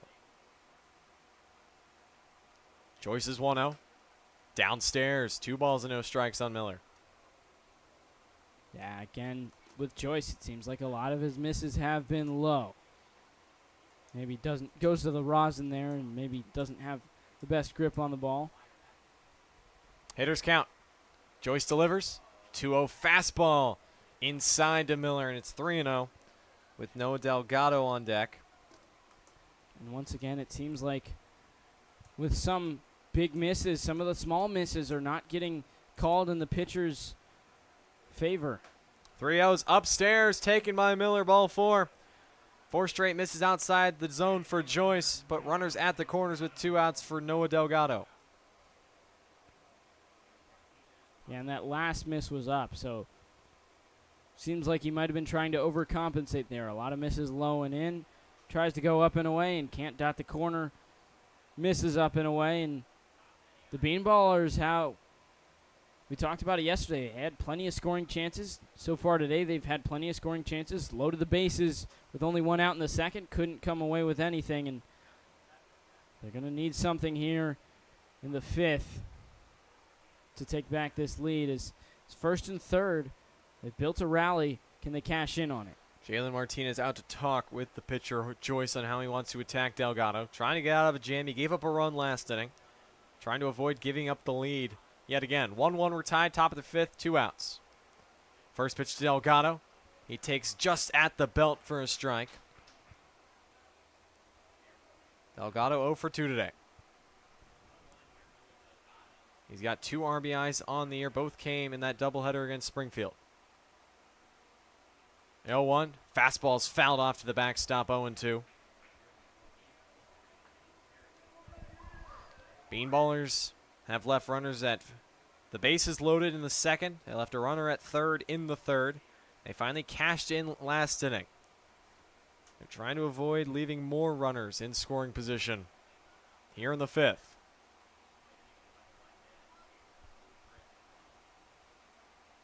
Miller a short lead off first. Linderman sticking close to third. Joyce is 0-2. Fouled off third base side by Delgado. He stays alive. Delgado had 18 RBIs this past spring at St. Leo University. He's trying to be productive in his final 5 games as a Bean Baller in his short tenure. Miller dances off second. He heads there, but Delgado swings and misses through a heater down in the zone. And he strikes out, swinging to retire the side. The Bean Ballers threaten yet again. They leave 2 men aboard. We're halfway home here in Clinton. We're still deadlocked at 1-1.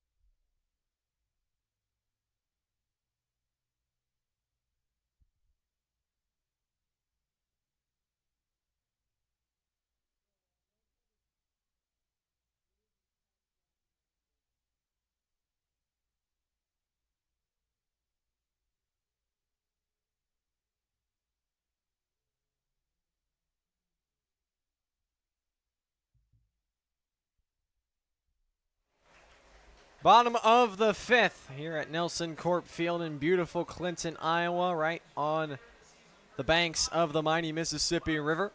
2-3-4 due up. Cole Landclose, Gavin Aubrey, and Isaac Sobieschek against Adam Cooper, who conceded a run last inning after an error brought home Cale Jensen, but he has been shoving through 4 innings, and if he can get an out here in the 5th, he would have a new season high in terms of length in an outing.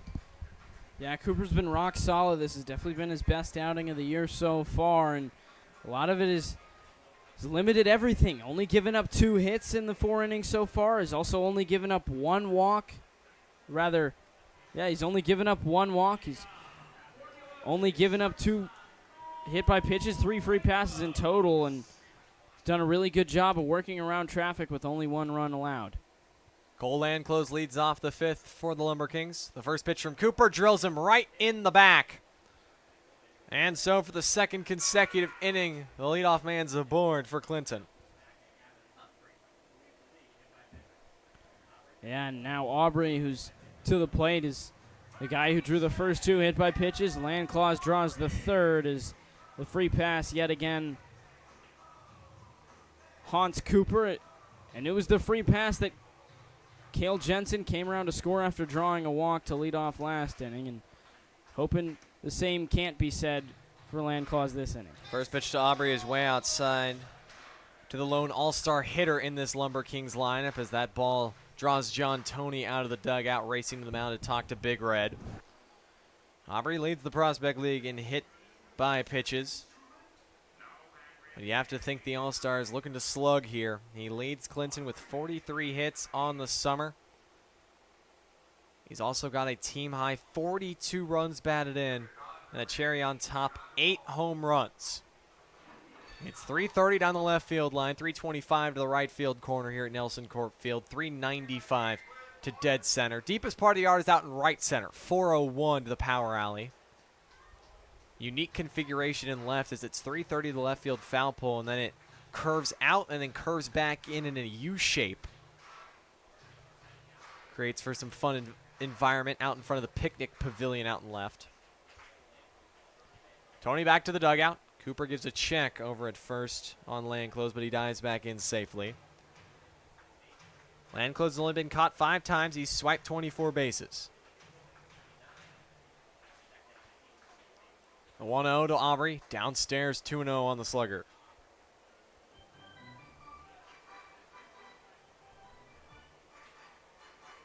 Aubrey comes in riding a 5-game hitting streak, trying to extend it here in this at-bat. 2-0, lined in the air, deep left center field. Newton ranging back. He looks up and it's off the wall. Landclose got a great jump as the ball gets past Newton. Landclose will score. Aubrey's looking for a triple. The throw in, avoids the tag. And the All-Star comes through. His 2nd triple of the season. drives in a run, and the LumberKings have their first lead 2-1.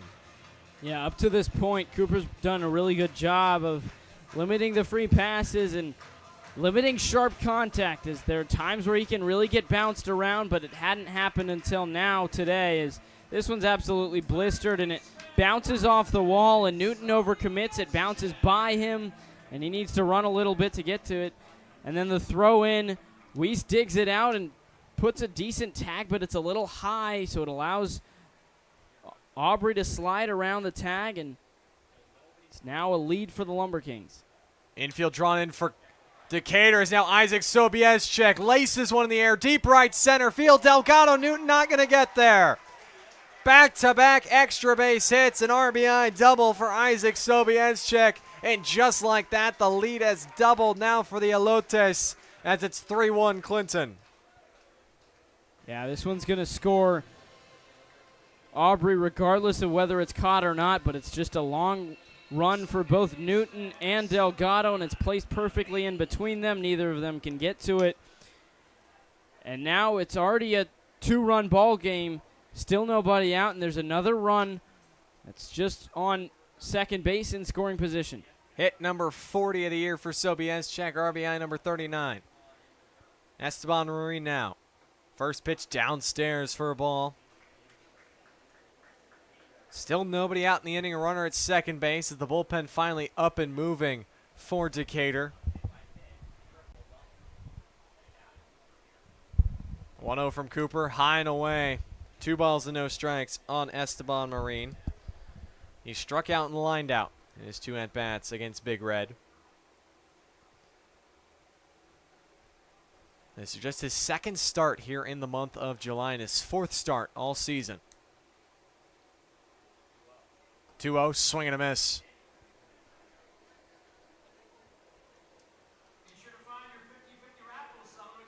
Playing time has been sparse for Marin, who came off the bench yesterday, went 1 for 1 against the Pistol Shrimp. Looking for his first hit here this afternoon. A 2-1 outside. 3 balls and a strike on Marin with Cale Jensen on deck. Yeah, this is where that push-pull effect comes in for Cooper, who hits the first guy and then misses right in the middle of the plate to Aubrey, to Sobieschek, and now he's missed the zone as he doesn't want to serve up another cookie to Marin. The 3-1. Taking all the way was Marin. He takes a strike. He thought it was upstairs. He was getting ready to toss his bat. But the count has gone full now. Just 1 walk drawn all year by Marin. Yeah, you talk about limited playing time. This is only his 3rd start, despite the fact that this is his 13th appearance. Payoff pitch way outside, ball 4. There is the walk to Marin. And now runners at first and second, still nobody out in the 5th.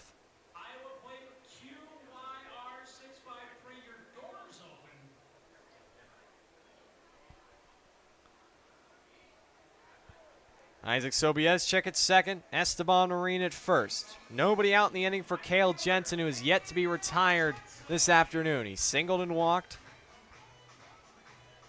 He's got 15 RBIs. Already 2 home for Clinton in the inning. He squares around a bunt, takes a slider for a strike, though. Hampton Petska was charging in at first.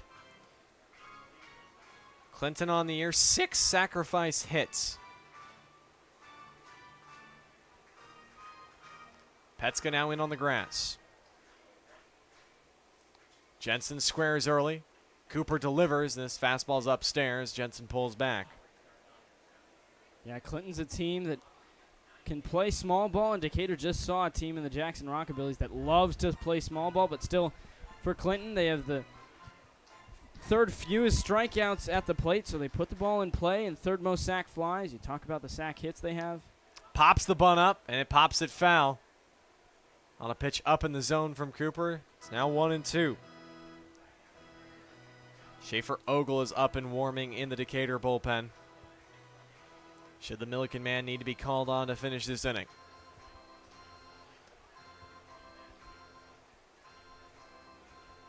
Jensen chokes up on the bat. Down 1 ball, 2 strikes in the count. Cooper delivers. Check swing. Did not go around on a pitch in the dirt, and the count evens.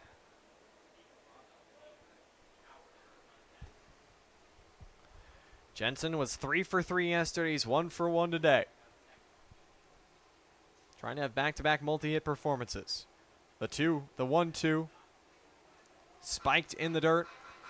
As the count has now gone full with Caden Frommel on deck.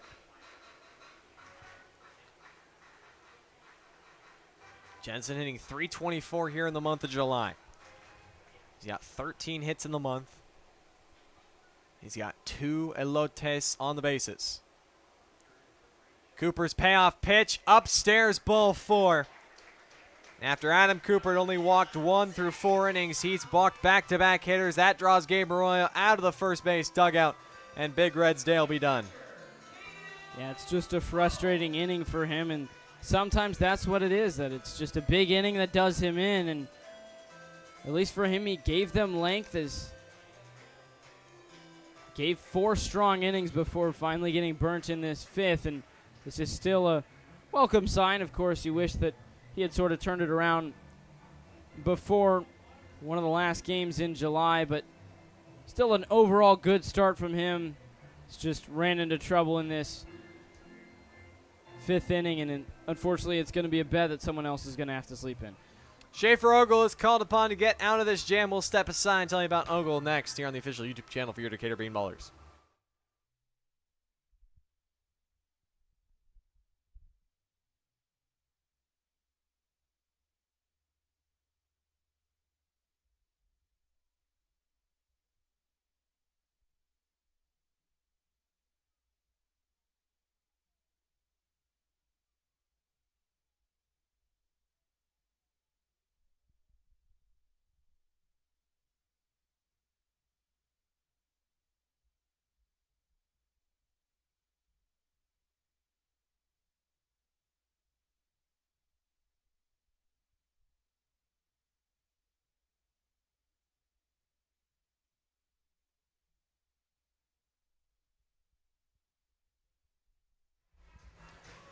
It's the Milliken man himself, Schaefer Ogle, right-handed pitcher out of the Bean Ballers bullpen, 6 foot, 230 pounds, originally out of Sullivan, Illinois, making his 3rd appearance of the summer here with Decatur, and he's been good through his first 2. Ultimately, took the loss in his last outing back on Thursday against the Jackson Rockabillies. Went 3 2/3 innings, gave up 1 run on 4 hits with 2 strikeouts. And now he inherits bases loaded, nobody out, bottom of the 5th here in Clinton. The LumberKings have already scored 2 in the inning, and they are looming with Caden Frommel due up with nobody out. Yeah, and Ogle's going to need to get a rabbit out of a hat if he wants to come away from this inning unscathed, as he needs to get all 3 outs, and he inherits the bases loaded. But overall, he's done a good job of being a bulk reliever for Decatur, which at this point in the Prospect League season is a luxury to have. His first pitch to Caden Frommel, cut on and missed from the catcher. Went 0 for 2 against the starter, Adam Cooper. Exits after giving up so far just 3 runs in 4 innings of work, but he's responsible for all 3 men on base. Ogle's 0-1. Fastball up the ladder, laid off from Frommel. 1 ball and 1 strike. Isaac Sobiens checks at third. He drove home a run on a double. And then Esteban Marine and Cale Jensen worked back-to-back walks.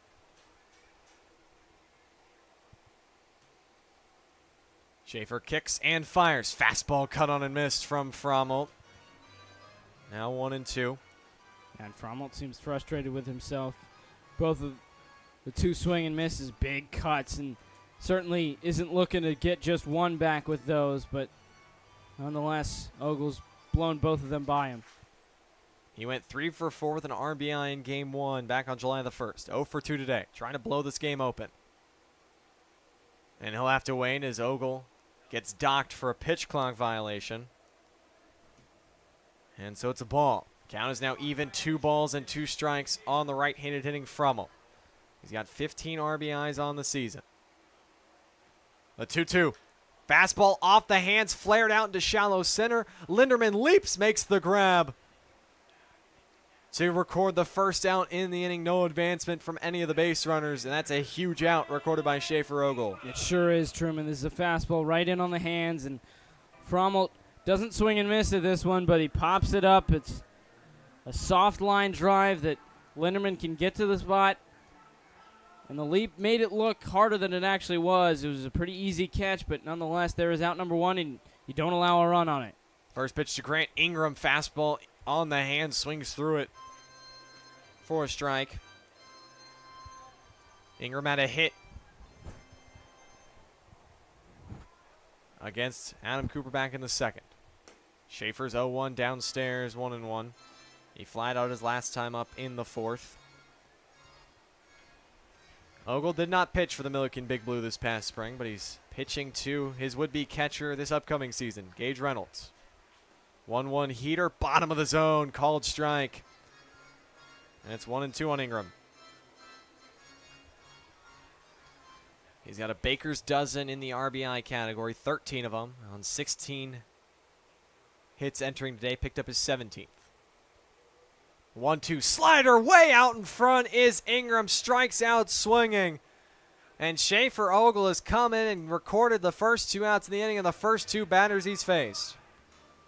Yeah, this could be a big momentum swing if he can pull this off, but this is a beautiful slider. It's been a lot of heavy fastballs up to this point, and then pulls the slider out, and Ingram's way out in front. It drops under his bat. There's out number 2. Artie Schinkel takes a fastball upstairs for ball 1. 0 for 2 against Cooper, batting in the 9 spot. Trying to come through now with 2 outs after Clinton had bases loaded, nobody out. 1-0 from Ogle, fouled straight back off the bat of Schinkel. Schinkel, the first time he faced Decatur, went 1 for 4 with a 2-run double. That was his big contribution. As he'll step out of the box, take his time out. He's got 27 runs batted in on the year. Tied for 3rd with Cole Landclose trailing Isaac Sobieschek. And he swings, pops one up to center. Jackson Newton trails back to his right. Just in front of the warning track, he makes the grab to retire the side. Clinton, though, takes their first lead. They score 2 runs, but Schaefer Ogle strands the bases loaded to end the 5th. We're headed to the 6th. Decatur's got work to do with the bats. Down 3-1.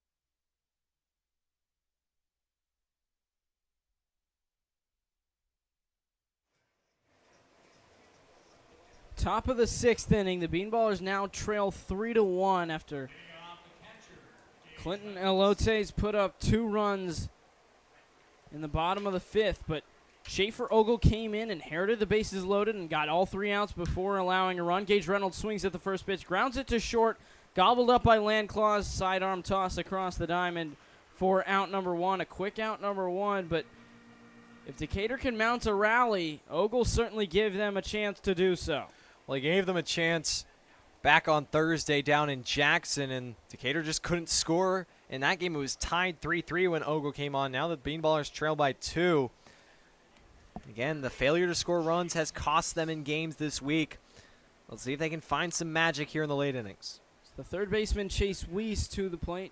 So for 1, drew a walk and also grounded out his first 2 times up. And that was the first time Reynolds was retired, as he singled and walked. Also came around to score the only run for Decatur so far. But he is retired. 1-0 pitch. Curveball drops in there for strike 1. And it's still the first reliever out of the bullpen. Lawton Joyce on the mound. 1-1 pitch. Joyce yanks a slider into the dirt. 2 balls and 1 strike. Weiss hitless today. 0 for 1 with a walk. Had a base hit yesterday. Went 1 for 3 with a hit by pitch as well. Another pitch in the dirt. It's now 3 balls and 1 strike. And the first time that Joyce faced Weiss, he just hammered him inside, got him to ground out weakly to short. A nice barehand play by Landclose. Now he's missing up in the zone. Has been competitive pitches. Weiss will take a walk. You don't want to groove something too good. Weiss can clobber something. 3-1 count on Weiss. Here comes the pitch. Upstairs, ball 4. He draws his second walk of the day. And the Bean Ballers have a 1-out base runner. Meanwhile, the LumberKings, who entered today 2 games back of first in the second half in the Northwest Division, they're chasing their rival Burlington Bees, who are just underway, still scoreless in the top of the first. They're at home against the Quincy Doggy Paddlers. So should the LumberKings win this one and then Burlington loses, they would pull within 1 game. It's all up to who wins the second half, as the Quincy Doggy Paddlers won the first half. Half-swing flare that goes foul and hits the Bean Ballers' dugout from Brady Grabowski. It's 1 for 1 today. He singled his first time up and drove in the only run for Decatur on a sac fly his last time up in the 4th. Well, there's one thing for Clinton. They only play 1 interdivision game the rest of the year. 0-1, slider yanked, 1 ball and 1 strike as Grabowski holds off the breaking ball away. Those are the final 2 days of the year. The Corn Belters next Friday, and then the Illinois Valley Pistol Shrimp August 1st. So a favorable schedule towards the back half. 1-1 pitch is above the head of Grabowski. It's now 2 balls and 1 strike as he ducks out of it. And meanwhile, for Burlington, who has a 2-game lead, they have the Doggy Paddlers today. The Bees will face the Bean Ballers next week on Thursday. 2-1 count to Grabowski. Joyce deals another slider outside, 3 balls and 1 strike, and he's at risk of walking his second straight Bean Baller. And there's a lefty up in the bullpen getting ready for Clinton. You have to think Joyce, obviously, if he keeps walking guys, this might be his last year, but top of the lineup for the lefty with Newton.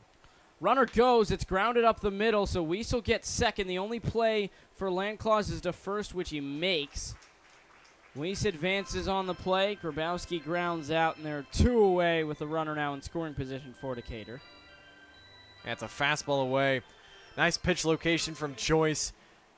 Grabowski just a little bit out in front and rolls over to the shortstop, but Weiss going on the pitch allows no chance for a double play to happen. But now 2 outs in the inning. Hampton Petska to round out the Bean Ballers order for the 3rd time. 0 for 2, pop out, and a ground out today. First pitch from Joyce. Takes a fastball at the knees away for strike 1. And we talked about LumberKings chasing the Burlington Bees, and they're early on against the Quincy Doggy Paddlers today, but it's a lot more of Quincy. It's against Quincy next Tuesday, against Decatur next Thursday, against Quincy next Friday, and at Quincy to round out the season on Saturday. And that's the team that's clinched the Northwest first half title, so if the Bees hold on, they would basically face them about 5 times in the span of a week, counting next week's divisional round playoff coming next Tuesday, August 4th, excuse me. 1-1, runner goes, curveball swung on and missed. The throw down to third is not in time by the new catcher into the game. Noah Thine replaces Caden Frommelt. The throw down, steals third base, but it's now 1 ball and 2 strikes as Petska swings and misses at a slider. A lot of sliders in this inning for Joyce. He's relying heavily on the bender. Does he go back to it 1-2? Here's the pitch. He does. It's clubbed out to left, and it's down for a base hit in front of a diving attempt from Schinkel. Weiss comes in to score. The Bean Ballers cut the lead in half on an RBI single from Hampton Petska. That's a nice swing from Petska. He gets the barrel to this curveball that's just slightly elevated from Joyce, and then just sinks fast enough that Schinkel, who closes fast, lays out to try to make a great grab, and he can't. And that's the clutch two-out hitting we hadn't seen early in this game from Decatur, and they finally break through. Deficit back to 1. Jackson Newton, top of the order, due up. Fourth time through for Decatur as Joyce misses inside. Newton singled his first time up and has a pair of flyouts the other way to left field. It's just Petska's third hit of the season with Decatur. 1-0 to Newton.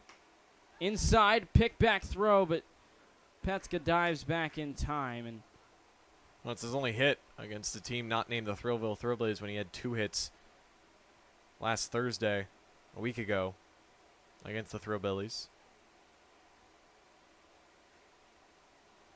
2-0 count, 1 on, 2 out. 1-run ball game. Newton takes inside, ball 3.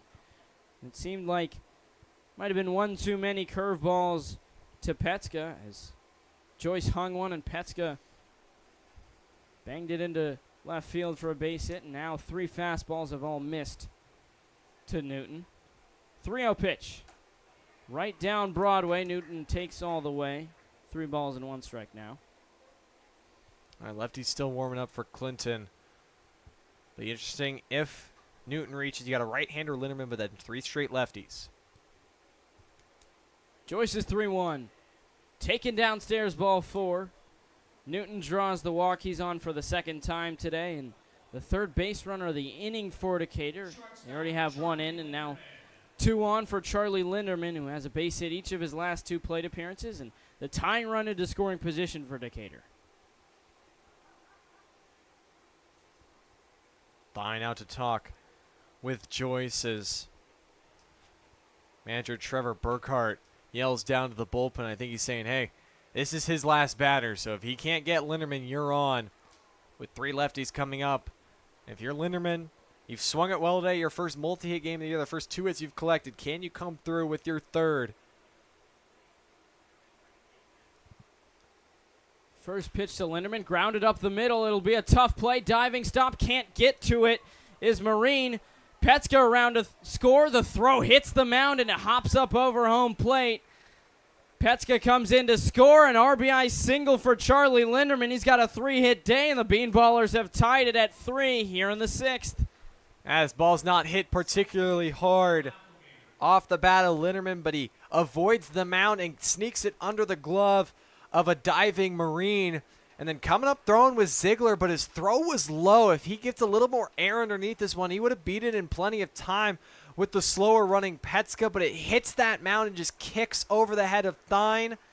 And just like that, the Bean Ballers have tied it, and they run Lott and Joyce out of the ballgame. So Joyce exits. A lefty will enter. We got a pitching change here at Nelson Corp Field, but we'll be all tied at 3 with 2 on, 2 out. The Bean Ballers looking to take the lead when we come back.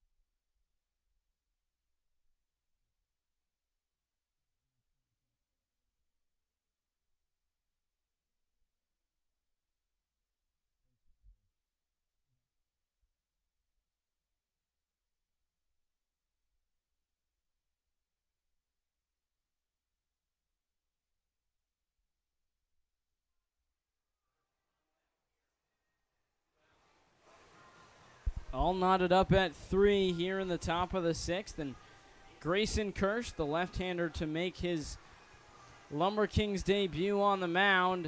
And he inherits 2 on, 2 out. Will Applegate to the plate, looking to break out of an 0 for 3 day. Hitless since Thursday. Rather, had 1 hit since Thursday, and it brushes him on the arm. First pitch from Kirsch grazes Applegate, and the bases are now loaded. Decatur tied this game after they gave up 2 in the bottom of the 5th. They've put up 2 here in the top of the 6th, and now with the bases loaded, Jackson Miller to the plate. That's a dangerous hitter in Miller, and walks, hurt, Lawton Joyce. Now the first pitch from Kirsch runs away from him. He's got 3 lefties to face. He's got to get one of them to get out of this inning. First pitch to Miller's well outside, back pick, but Newton wasn't too far off the bag at third. He's back in time. Kirsch representing Des Moines Area Community College, where he appeared in 13 games this past spring for the Bears. Had a 7.64 ERA with 28 strikeouts. Bases juiced for the second time for Decatur. 1-0 pitch. Miller takes a strike on the outside corner. And this inning started, Gage Reynolds grounded out, but then a walk to Chase Weiss, ground out from Brady Grabowski. Weiss scored on an RBI single from Hampton Petska. Newton walked, and then Charlie Linderman tied the game on a single. Kirsch hit Applegate, and Miller fouls one off. It's now 1 ball and 2 strikes. I expect Miller just to be away. See if he goes to left field. Though if you risk running inside, he can turn and elevate a pitch. Plenty.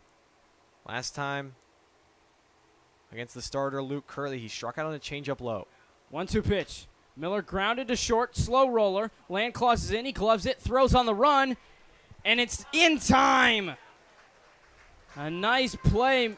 Landclaus makes the throw on the run. Bang, bang play at first. Miller's called out. And the Bean Ballers can't take the lead, but they do tie it on 3 free passes, 2 hits, 2 runs. It's 3-3 as we head to the bottom of the 6th here at Nelson Corp Field.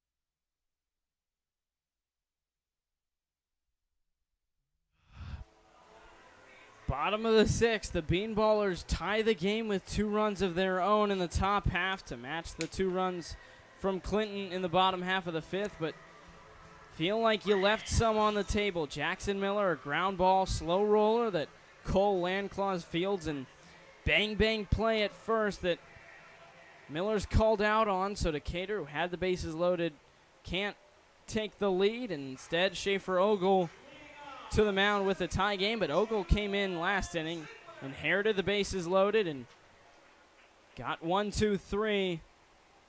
All 3 outs in the inning.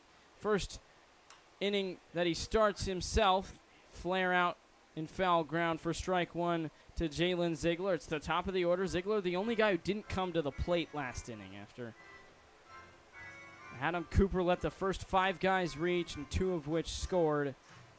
before Ogle got the the only 3 outs, as you only need 3 outs in the inning. Ziegler takes a pitch upstairs. He's 0 for 3, a strikeout, line out, ground out. 1-1 count now with nobody out. Ogle from the windup. 1-1's on the outside corner with a fastball, 1 ball and 2 strikes now. And in between innings, Bean Ballers manager Gabe Arroyo had a long chat with the field umpire, possibly about that call at first base. 1-2 pitch, swung on and missed. Fastball up and in. Ziegler can't bring the bat around on, and there's out number 1. The second punch out for Ogle. 1 away here in the bottom of the 6th. That's a great pitch sequence from Ogle. He goes fastball away, then raises the eye level with the heater. And this is a heater that's upper 80s, could touch low 90s. From the righty, just blows it by. Ziegler can't catch up. Records his second strikeout. Cole Landclaws takes a strike at the knees. Shakes his head. Didn't agree with that call, but nonetheless, it is strike 1. Landclaws today 0 for 2. Was also hit by pitches last time up. 0-1. Slider just off the outside corner, 1 ball and 1 strike. Landclaws' second plate appearance is the one that Bean Ballers might remember the most. A pop out in foul territory as the 1-1's fouled off to the right. Chase Weiss was heading towards the Elote's dugout as he was tracking the ball high in the sky, reached over, and his feet left the ground over the railing, but he secured the ball, made the catch as he reached into the dugout. 0-2's grounded to Applegate on a couple hops. Throw to first in time. 2 quick outs for Ogle. And now Aubrey to the plate as Decatur looks for its first 1-2-3 inning. And it's a nice pitch. Fastball away off the end of the bat from Landclose. And Applegate charges hard. He fields this one on a nice hop. Doesn't get eaten up like he did earlier in this game, and makes a nice strong throw to first. He got the first 2 outs. Now you face Aubrey with nobody on. Aubrey was hit by a pitch each of the first 2 plate appearances for him, and takes one near the hands, but it's dotting the upper inside corner. Strike 1. He also has an RBI triple, came around to score last inning. Takes a slider in the dirt, 1 ball and 1 strike now.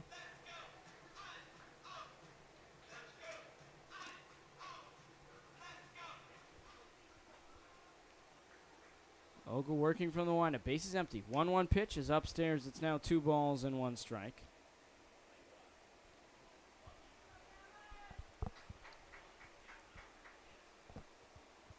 Aubrey, an Orion, Illinois native, swings at a slider and pops it up in foul ground. Weiss gives chase. He's over near the railing, and it drops ahead of him. A long run that he couldn't quite get to it.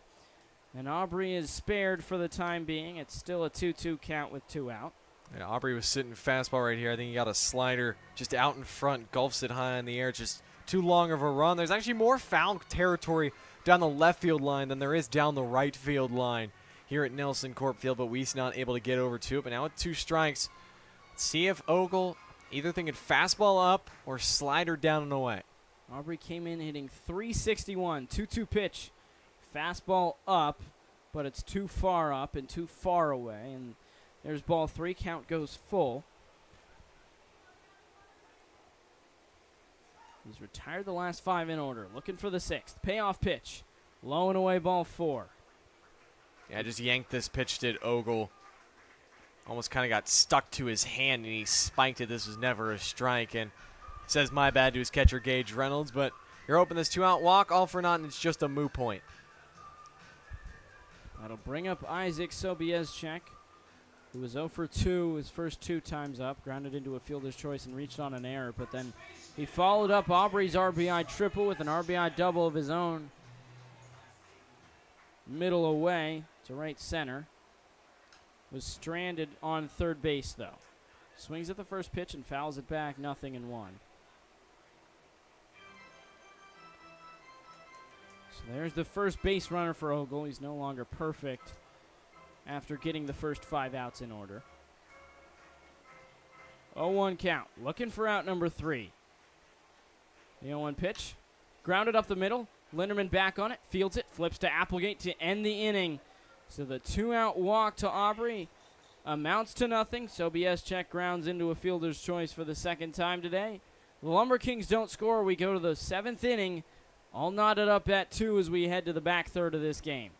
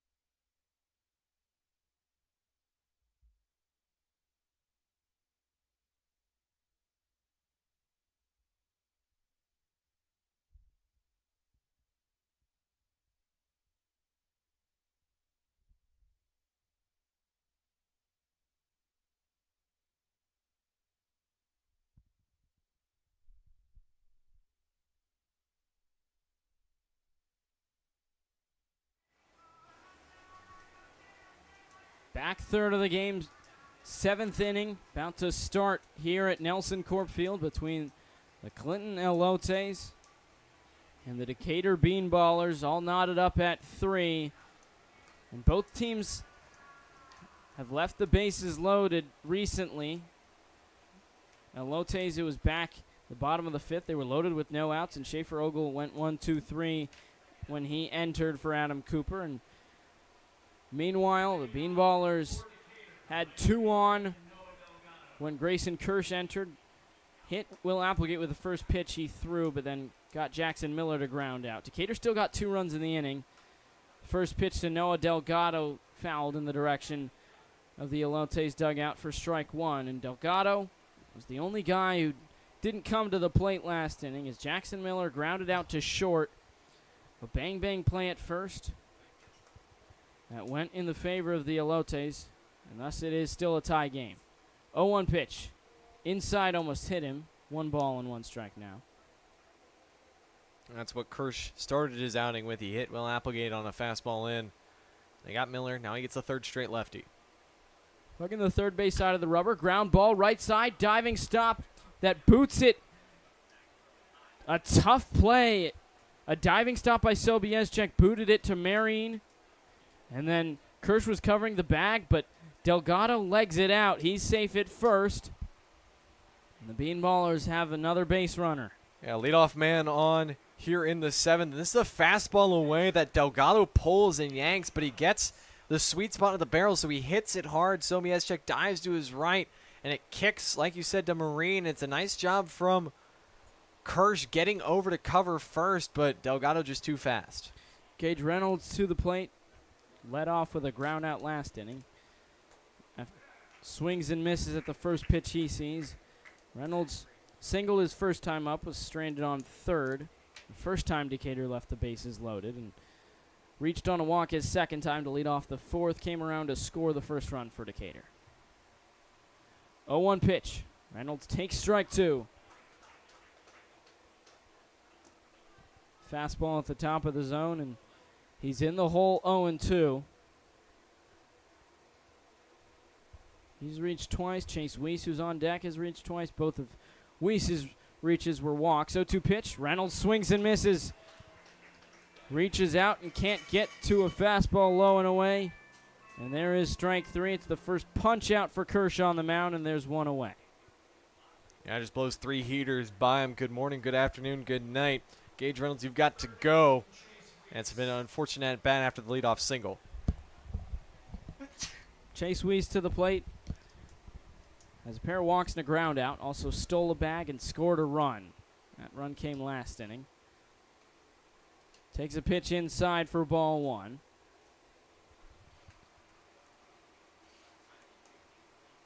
Decatur scored not 1 but 2 runs last inning with 2 outs.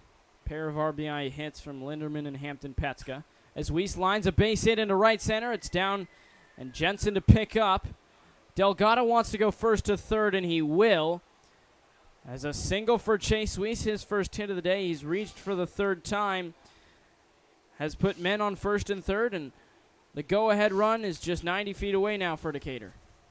That's a nice piece of hitting from Weiss. Fastball middle away, just lines it that direction, and it takes Jensen to his right. And originally Delgado was just going to stop at second, but Jensen a little lazy getting to that ball. Delgado hits second, makes the turn, and Jensen's back on his heels, can't get a strong throw to third, so Delgado takes advantage. He goes first to third on the hit. Brady Grabowski to the plate. Grounded out his last time up. Takes strike one on the outside corner on a fastball. Overall, Grabowski's 1 for 2. Single, sac fly, ground out. But he has a chance for another RBI. Delgado off of third, Weiss off of first. 1-1 pitch. Weiss goes, but it's fouled back as Grabowski spoils a good pitch. And for Brady, that was his 6th RBI on the summer. Looking for RBI number 7. But he's in the hole 0-2. There's only one out, so he could score it on a ground ball. He could score it on another sac fly. Unlikely he bunts with 2 strikes, but hey, you never know. 0-2 pitch. Weiss does not go. Grabowski grounds it right side, and it gets through for a base hit past a pair of diving attempts. Delgado in to score. Weiss goes first to third. And another first to third situation, but this time Brady Grabowski gives the Bean Ballers a 4-3 lead. That's a great piece of hitting from Grabowski. Another fastball away, but he goes with the pitch and just hits it to the right side. Sobieschek gives a diving attempt at it, but since he was holding the runner Weiss on, he's not able to bounce off as far, get good depth, and so this kind of eats him up and gets by him. And the Bean Ballers coming through with the bats here in the 7th. Kirsch with first and third again. First pitch to Hampton Petska. In there for strike one. Petska was over 2 until last inning when he had an RBI single to cut the lead in half. And since then, Decatur's poured in 4 more hits, and scored 2 more runs. 0-1. Petska reaches down in the dirt and swings and misses at it. Thine blocked it in front of him, and neither runner tries to advance. Already 3 hits in the inning for Decatur. Delgado with a single. Reynolds struck out, but then Weiss and Grabowski with back-to-back singles. Looking for insurance. 0-2 pitch. Petska takes upstairs.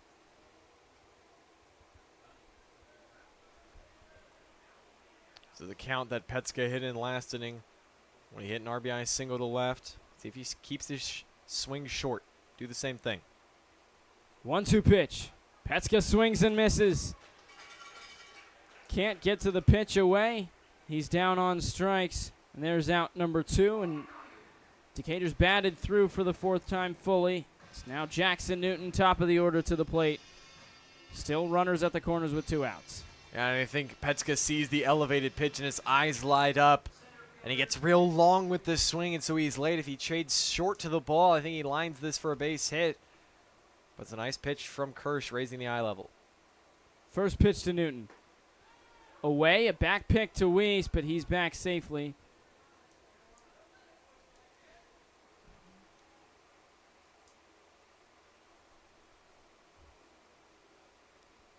It's in there for strike 1. 0-1 count to Newton. Left on left battle. Kirsch deals. Newton swings and misses, nothing in 2. And he opened up that time with that front foot and his chest, and he got real long. He needs to stay short, keep his center of mass over the plate. Don't get real long with the backswing. Stay short, and even if you like to pull the ball, you can still stay short while doing it. Newton's 1 for 3, single and a walk, a pair of flyouts. 0-1, a pickoff throw. Check back to Grabowski at first, but he's back in time.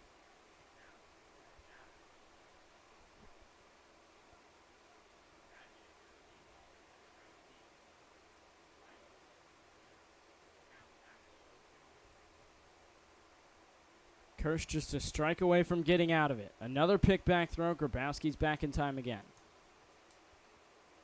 Yeah, just seeing if Decatur's trying to put something on the move.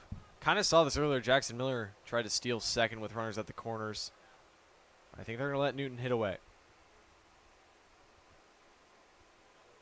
0-2 from Kirsch. Outside corner, strike 3. Newton called out on strikes. The Bean Ballers leave first and third, but not before 3 hits yield a run. Decatur leads 4-3 now as we head to the bottom of the 7th.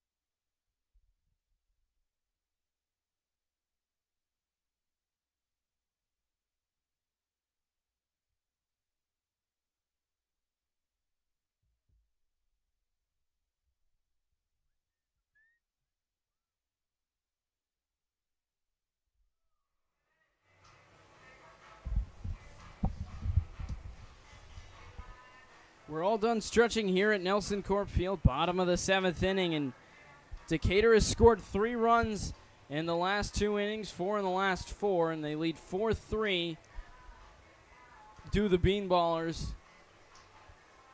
And now they need the final 9 outs. Schaefer Ogle back to the mound.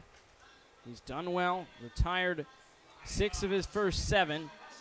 And he gets 5, 6, 7. Esteban Marine, Cale Jensen, and Noah Thine due up. First pitch, up and away, ball 1 to Marine, who's 0 for 2 with a walk today. Marine making just his 3rd start, but his 13th appearance overall. 1-0 from Ogle. Flared off to the left. It's out of play. Strike 1.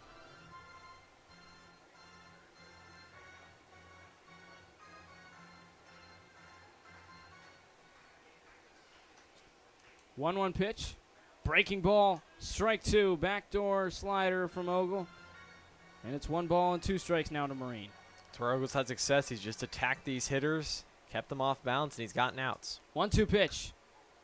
Marine lofts it foul again.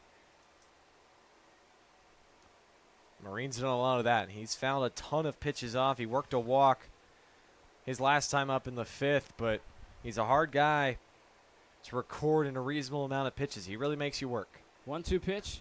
Another slider swung on and missed. Ogle has his 3rd strikeout. All of them swinging, and Marine's punched out for the 2nd time today. First out in the bottom of the 7th, and now if you're counting, the Elotes are down to their final 8 outs. Yeah, this is a slider that's elevated from Ogle, so not the spot he wanted it at, but kind of surprises Marine, who can't pull the trigger in time and waves through it. And hey, it's another strikeout. Cale Jensen to the plate. Takes strike 1 on the outside corner. And Jensen's the guy the Bean Ballers haven't retired yet. A single, a pair of walks, and a run scored. 0-1 pitch. Slider drops in for strike 2. Ogle looks to retire him as he sees him for the first time. This is the last batter Cooper faced, and he walked him. Fastball upstairs, 1 ball and 2 strikes now. I like that. Fastball up. See if he buries the slider again or goes fastball away. A dormant bullpen for Decatur. This is Ogle's game. 1-2 swing and a miss. And Jensen loses the bat but can't hit the ball as his lumber goes flying off to the right. The 2nd straight punch out of the inning, 4th overall for Ogle. And the Lumber King doesn't have his lumber anymore. Yeah, it was a fastball away, and Jensen, he was trying to pull this ball, and his bat went about 120 feet, and the ball was ended up in the mid of Gage Reynolds. But Schaefer was pitching with a lot of confidence, and I know it's only summer ball, but you got to be excited if you're a Milliken Big Blue fan, what this guy can do for you. A team that was the 2026 CCIW champs, made a D3 NCAA regional, adding to that already stacked rotation. Noah Thine shows bunt in the first pitch he sees, pulls it back, and takes ball one. This is Thine's first plate appearance after Caden Frommel went 0 for 3. And he replaced Frommel behind the plate, and it hits him on the elbow guard. A hit by pitch, and Ogle throws his arm up. But it's another hit by pitch. This is a team that leads the league in hit by pitches, and they've drawn another hit batsman as Thine reaches, and it's now Grant Ingram to the plate. That's certainly an interesting one because Thine didn't react. This is an umpire, and I guess it clipped him on the bottom side of the elbow guard. Grant Ingram 1 for 3. Thine goes first pitch. The throw down from Reynolds is not quite in time. Applegate caught it with the tag right on Thine, but his feet must have been on the bags. So it's ball one, and Thine has the stolen base. Now the only force for Decatur in the field is to first.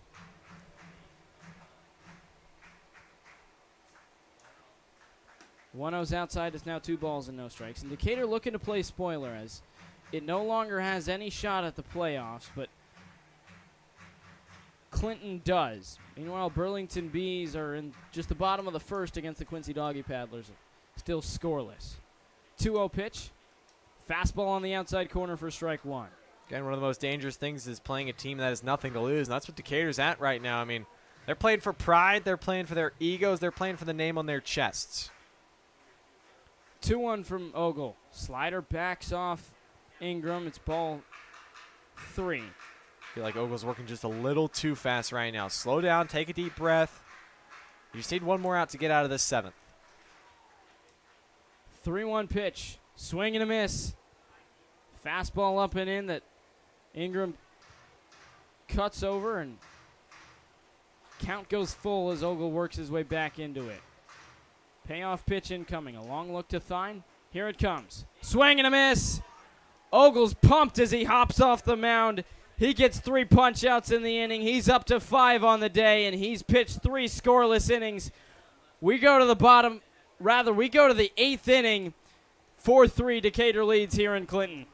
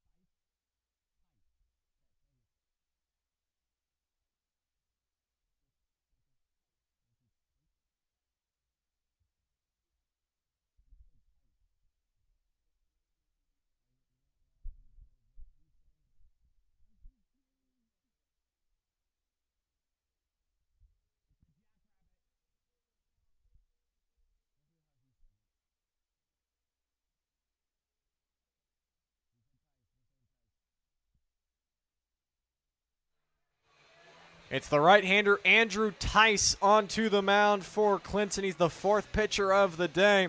He takes over for Grayson Kirsch, who gave up 1 run in an inning and a thirds on 3 hits, and he's conceded what right now stands as the game-winning run for the Bean Ballers, up 4-3 top of the 8th.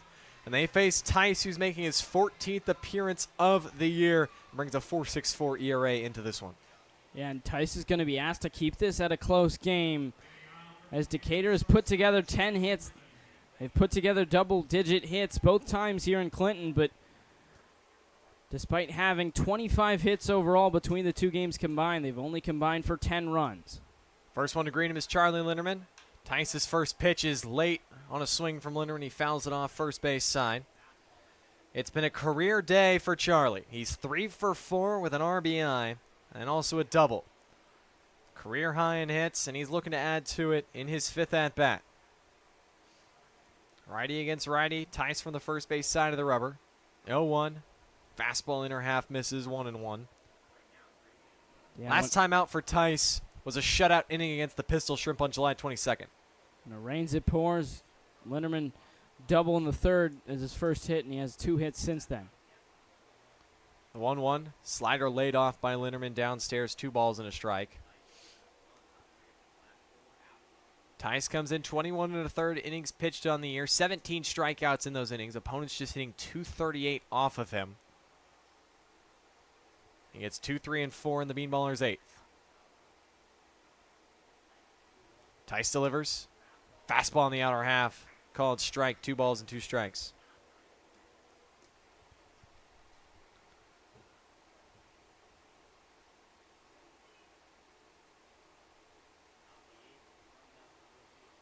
Out of the stretch. Kick and fire from Tice. Fastball high and away. And it's count gone full. The most hits Charlie Linderman had in a game with Highland Community College came back his true freshman season in 2025. He went 3 for 4 against Lakeland College. If he can get a 4th hit, that would be a new career high for him. Payoff pitch. Outside, ball 4. He'll take a leadoff walk. And for the 2nd consecutive inning, the leadoff man's aboard for Decatur. Yeah, 4 hits would have been cool, but a walk works just the same as Decatur's looking for some insurance, and now they have 3 straight lefties and very competent lefties. Applegate, Miller, and Delgado due up as they look to get some insurance on Tice, who has quite a bit of life to his fastball. Is a pretty small guy, only 5'8", 170, but misses a few too many times to Linderman. Checks over at Linderman, but he dives back in safely. The first of those lefties is Will Applegate. 0 for 3, but was hit by a pitch back in the 6th. Another check at Linderman, who doesn't even slide fully back to the bag. He kind of just crawled back there. Yeah, he was bent over at the waist and touched the bag with his hands. It was a half slide, half walk back. First pitch to Applegate. Takes for a strike right at the knees. Applegate not just wearing normal short pants. He's got his pants pulled up all the way to about the mid-thigh. Almost like he's wearing shorts with long, dark socks. The 0-1. Fastball swung on, laced through the hole on the left side, past the glove of Land closing on into left field. The first 2 hitters have now reached into Decatur's 7th, and something's starting to brew for Jackson Miller. Yeah, Applegate absolutely blisters this one, and it slices it too. It gets plenty of side spin and fades away from Landclaws as it lands, and it's hit sharp enough that it gets through. And now the Bean Ballers have 2 on, no out, and Thice has worked himself into a jam. It's Applegate's 24th hit of the year, as now the whole infield is going to come in and have a mound visit with Tice as Gabriel offers some words to Jackson Miller. That shutout appearance was a needed one for Tice, as his previous 2 appearances in just 2 innings, he had given up 3 combined runs on 5 hits. The most runs he's given up in an outing were 5 back on June the 25th against the Quincy Doggy Paddlers.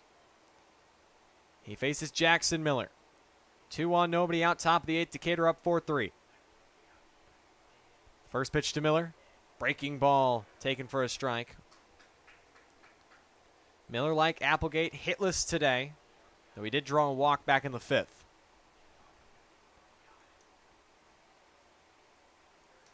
Linderman dancing off second. Tice delivers. Breaking ball gets away from him outside. 1 ball, 1 strike. Now in Miller. Yeah, and Miller has 4 long balls, tied with Misael Maldonado for the team lead. I'm sure he would love nothing more than to put one out and take the team lead outright and give his team a big lead here today. 1-1. Slider fouled off from Miller. 1-2, trying to ambush something. There's a slider up and away, but it hangs up there, and Miller just gets under it just the tiniest bit. Miller had a 3-run homer back on Thursday in the loss to Jackson. He's got 16 RBIs here in the month of July. Had just 4 over the first 2 months. 1-2 on the ground, past the diving glove of Sobieski's checking down the right field line. Linderman's going to score. Extra bases for Miller. He slides in safely with an RBI double. And it's the largest lead for Decatur, now 5-3.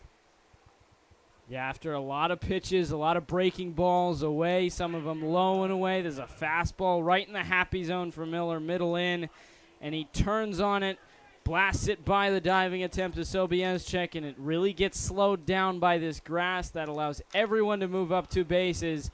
And Decatur already has scored another insurance run this inning, but they have 2 more in scoring position. First pitch to Noah Delgado. He chops one to second base. The only play for Marine is to first, so Will Applegate crosses the plate. Second run home in the inning. It's now 6-3 Decatur. That's only the first out, so they could get another run if they want. Back-to-back run-producing at-bats from Jackson Miller was his 21st RBI. For Delgado, it was his 3rd. And now for Gage Reynolds. Now the infield comes in for Clinton. First pitch from Tice. Slider on the inner half taken for a strike. For Jackson Miller, that was his 35th hit. On the year, his 9th double. Gage Reynolds has 4 doubles on the year. Trying to pad this lead more. 0-1. Slider off the end of the bat, lined into right field. Gage Reynolds comes through as Jackson Miller steps on the plate. It's a 3 spot in the 8th, and now 7-3 Bean Ballers. They just keep hitting. This is a good pitch. It's a slider that tails away from Reynolds, but a good job hitting it and a really good job adjusting to it as he had already gone too far around, so he just reaches out and pokes it the other way, and Decatur gets yet another run. And they're still not done. There's still only 1 out in the inning. The old saying comes to fruition. Leadoff walks in late innings of close games are doomed to hurt you. First pitch to Chase Weiss. He was hacking, but comes up empty, 0-1. Interesting, Truman. I've never actually heard that saying. Leadoff walks in late innings of close games. Don't do them. Leadoff walk to begin the 8th. Came around to bite Tice. I guess I can't argue with you there. 0-1. Slider in the outer half. Catches the corner 0-2. Courtesy of the wise words of legendary Kansas City Royals broadcaster Denny Matthews. The 0-2. Fastball spiked in the dirt. Gloved by Tice. Back pick to first. Not in time as Gage Reynolds hopped over the glove of Sobieski, who swiped low. And Reynolds showed off his best hurdling impression. Olympics aren't till 2028, Gage. But he's safely back in there, as he was almost caught napping and just jumped straight over the glove of Sobieski. Yeah, I'm sure the Milliken track team could use him on their hurdle relay. He's dead to rights, but Sobieski blindly swipes the tag, and Reynolds just jumps over it. 1-2's upstairs from Tice, 2-2.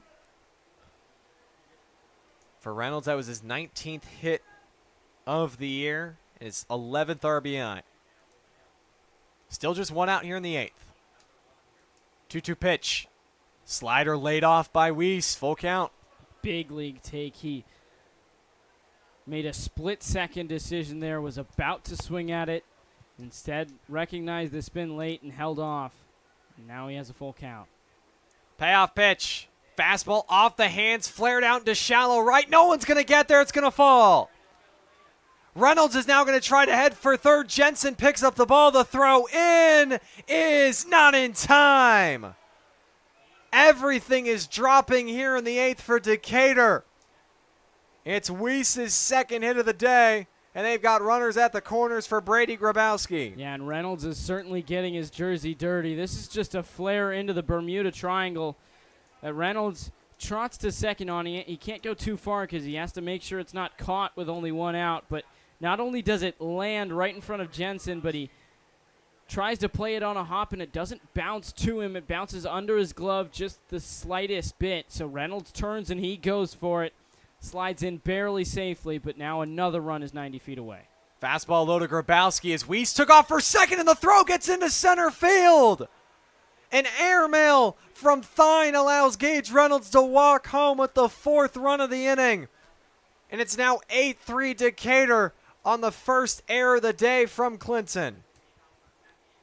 Yeah, Weiss was going to second, and then he completely put the brakes on and was going back to first as Thine threw it, but Thine just airmails the throw. Weiss doesn't see it, so he's still on first, but Reynolds comes in to score. 1-0's inside from Grabowski. 2 balls, no strikes. When it rains, it pours here in the inning. Still just 1 out. Chase Weiss at first. On his 4th multi-hit game of the year. The 2-0 to Grabowski. He swings through a pitch, and his bat ends up in the netting by the Clinton dugout. Might have knocked some fans' drinks off the ledge that were sitting in the front row. And he's going to get some pine tar to keep that grip. 4 already home in the 8th for Decatur. They've now got 8 runs on 14 hits. 1 shy of what they did to Clinton the first time when they had 15 hits. They've upped their run production from 6 to 8 as they're looking for revenge against the LumberKings. Already got 4 hits in the inning due to the Bean Ballers. They've drawn a free pass. Every single at-bat has been productive. The only out was an RBI ground out from Delgado. So the count is 2-1 to Grabowski. Tice delivers. Fastball low. 3 balls and a strike. And it's Hampton Petska who stands on deck. A 3-1. Fastball low and away. Ball 4. First walk of the day that Grabowski is drawn, and 2 men are back aboard for the Bean Ballers here in the 8th. Yeah, now Tice is going to get a mound visit, and this might be it for him. Is he's still only recorded 1 out, and this is now coming up. Petska would be the 8th guy to the plate for Decatur. They've really poured it on here, doubling their run total in this inning. They're still thirsty for more. Now another guy in scoring position, another guy to first. They still have 2 on, and things have really gotten out of hand for Tice on the mound. Just a mound visit here from Jalen Martinez. His first year with the LumberKings. He is a graduate of Weber International. But his conversation is done. He'll head back to the dugout. No one is up in the Clinton bullpen, so unless someone's going to come off the bench to play the field and one of the position players out there for Clinton is going to come to the mound, this is Tice's inning to finish, no matter how many runs he gives up. Petska's the 8th man to the plate. He's 1 for 4 today with an RBI single back in the 6th. He's got Chase Weiss at second, Brady Grabowski at first. The first pitch from Tice, low for ball 1.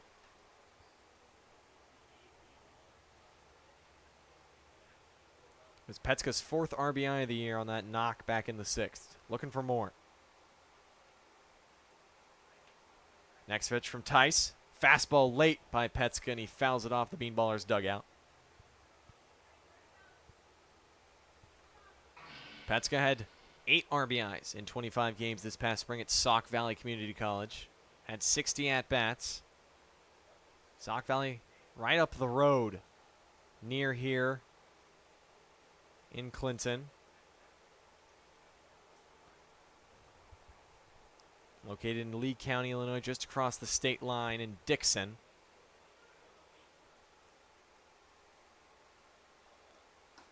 The 1-1. Fastball gets Petska looking 1-2 at the knees. He did strike out his last time up last inning in the 7th. 4 already home for Decatur. 2 more on the bases. The 1-2. Fastball cut on and missed. Blew the cheddar by him. Petska couldn't catch up to it, and it's out number 2 in the inning. Yeah, definitely That's what it is. He just couldn't catch up to it. There have been times this season that he's just not on time with the fastball, and this is one of those. Might have been expecting a breaking ball 1-2, but can't adjust back to the fastball in time, and he's down on strikes for the second time today. So now every batter has come to the plate in the inning. Jackson Newton, the last to do it, his 6th time to the dish. First pitch from Tice is high and away for ball 1. It's also the 4th consecutive inning that Newton has come to the plate. He's 1 for 4 with a single back in the 1st, and he walked back in the 6th. Looking for back-to-back multi-hit games after his 2 for 2 performance last night. 1-0, inside, backs him off the plate. 2 balls, no strikes.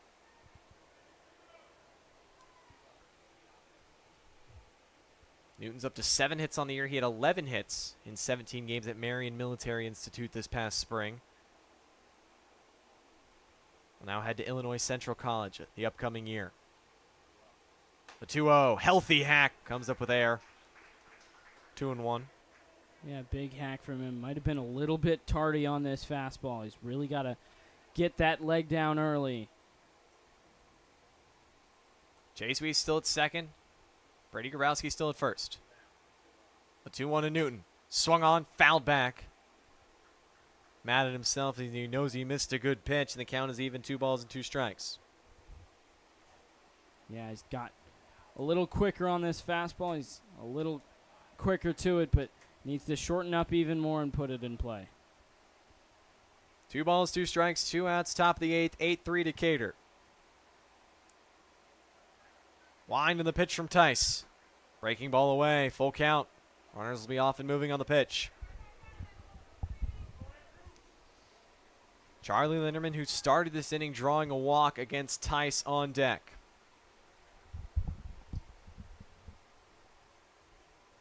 Tice comes set. Now steps off, looking back. Weiss, who is trying to get an even earlier jump than he might get. Back on the rubber. Important pitch in this game. 3-2, 2 out. Tice delivers. Swing and a miss from Newton. Fastball blown by him to retire the side, but not before your Bean Ballers.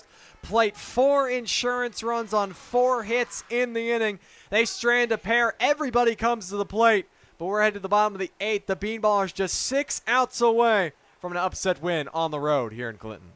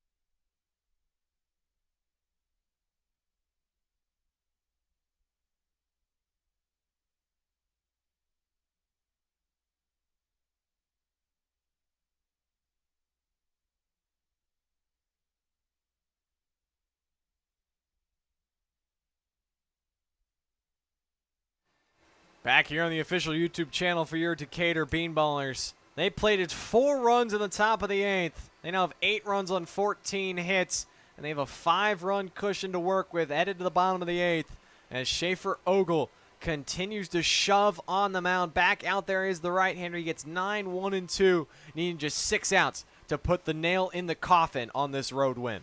Yeah, Ogle's been sharp as nails on the mound, and meanwhile the Bean Ballers have gotten him run support since he entered back in that 5th, got all 3 outs, and stranded the bases loaded as they were loaded when he entered, and then since then Decatur's put up 2 in the 6th, 1 in the 7th, 4 in the 8th, 7 runs of support for him, and he's been as strong as ever on the mound. Brody Schinkel, the first one to greet him. He takes the first pitch strike on the outer half. 0 for 3 today, flied out to center, his only at-bat so far against Ogle. An Olathe, Kansas native. The 0-1. Fastball popped up on the infield. Applegate calls everybody off. He makes the grab just in front of the infield grass. And Schinkel's retired on 2 pitches. It's just been the fastball for Ogle today. That fastball is really all he's needed. He's mixed in some off-speed well, and he's picked good points to use it, but for the most part, it's been his fastball. This is a fastball in on the hands, and all Schinkel can do is pop it up softly, and there's out number 1 as he continues to eat outs. Jalen Ziegler struck out swinging back in the 6th against Ogle. He's 0 for 4 today. First pitch taken for a strike at the belt. Ziegler's second-year Lumber King. Last summer in 2025, he hit .292 with 26 hits. He's got 38 hits and was hitting .330 coming to this one. Next pitch from Ogle, slider off the plate for ball 1. He has also spent time in the Northwoods Leagues with the St. Cloud Rocks back in 2024. Ogle yanks a fastball that ends up all the way to the backstop. No chance for that being a strike, so it's 2-1. Yeah, Truman, we talked about there's some moral victories for Decatur, but one of them today has been that they've kept Ziegler off the base paths. Comes in hitting .330, and he's 0 for 4 today. Talk about the stolen base threat he possesses. He's tied for the most in the Prospect League. 2-1, fastball belt high, 2-2. And he hasn't had a chance today, and there's another fastball that Ogle just rides the top of the zone with. On 3 times today. He's led off an inning, and all 3 times he's been retired. 2-2, weakly hit on the ground to short. Tough play, Linderman, and it goes right under his glove. And on into shallow left, and nobody's there. And with the speed of Ziegler, he easily rounds and makes his way to second base. And it's going to go down as a 2-base error on Linderman. And there's a runner at second with 1 out, with the Lumber Kings down 5. Yeah, Linderman tries to get around this ball and gets a little too far around it as he ends up not necessarily under his glove, but more to the left of him. And Ziegler easily gets to first, but because it gets behind him and slows down in left field, instead of rolling all the way to Grabowski, he has to come in to get it, and by that time, Ziegler's already at second. First pitch to Cole Landclose. He hacks one, chops it up the middle. Tough play. Linderman gloves it, dives, cans the throw, keeps it on the infield, so he saves a run. But it's an infield hit for Landclose. Now runners at the corners for the Elotes.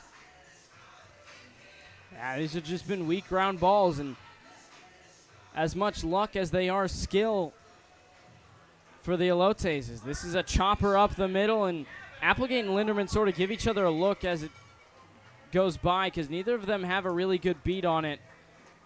Linderman ends up getting to it, making a sliding stop, but he can't get the play at first. First pitch to Aubrey taken for a strike. Heading to second is Landclose, and he'll make it there without a throw. Takes away the opportunity for a traditional ground ball double play, as now there's 2 in scoring position with 1 out. First time today, 2 base runners have reached for Clinton in the same inning against Ogle. The 0-1, flared out towards center, plenty deep enough to score Ziegler. Newton's under it, makes the grab. Both runners are going to tag. The throw goes to third, and it's not in time as they score a run, now 8-4, as Clinton cuts into the deficit. Yeah, so the error comes back to bite Decatur, and it would have been a tough play for Linderman regardless, but because he can't come up with it, it also means that Ziegler advances, and now he scores. So now it's still a 4-run ball game. The tying run isn't to the plate. It's not on deck. It's in the hole. But you just got to be careful if you're Ogle. Just got to get that third out. It's Isaac Sobieschek. The first pitch to the first baseman taken. Fastball top of the zone, first strike. Sobieschek 1 for 4 today, an RBI double back in the 5th. He's got a runner at third, 2 outs. His side down 8-4.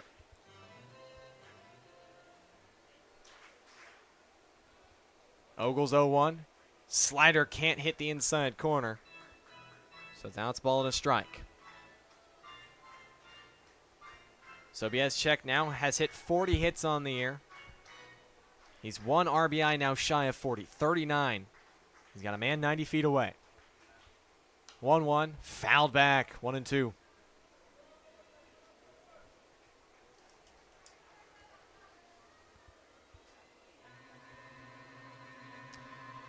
Sobieszczyk's also looking for his 12th multi-RBI game of the summer.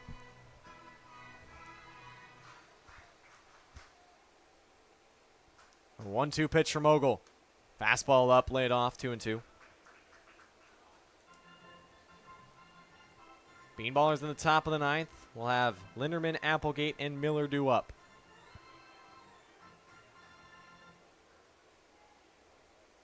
Ogle comes set. He delivers. Slider called! Strike 3 on the inner half. Freezes Sobieszczyk to retire the side. Punch out number 6 for Ogle. And he limits the damage to just 1. We're headed to the ninth here in Clinton. It's your Ballers on top of the LumberKings, 8-4.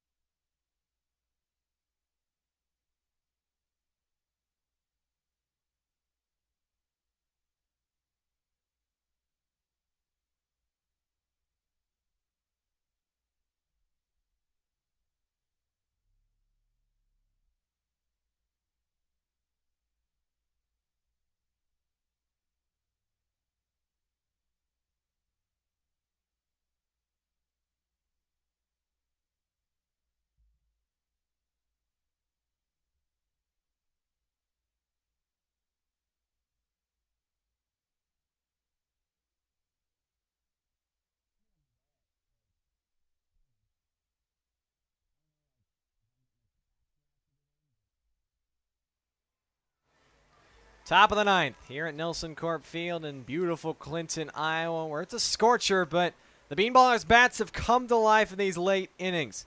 They've put up 7 runs over the final 3 frames. They lead 8-4 here in the ninth. It'll be 2-3-4. Linderman, Applegate, and Miller facing Andrew Tice, who faced all 9 hitters last inning and conceded 4 runs. Bean Ballers looking for more blood. Charlie Linderman started last inning with a walk. He takes a first pitch strike to begin the ninth. What a day it's been for Linderman. 3 for 4, a double, an RBI, a walk, and a run scored. The 0-1 from Tice. Fastball away, 0-2.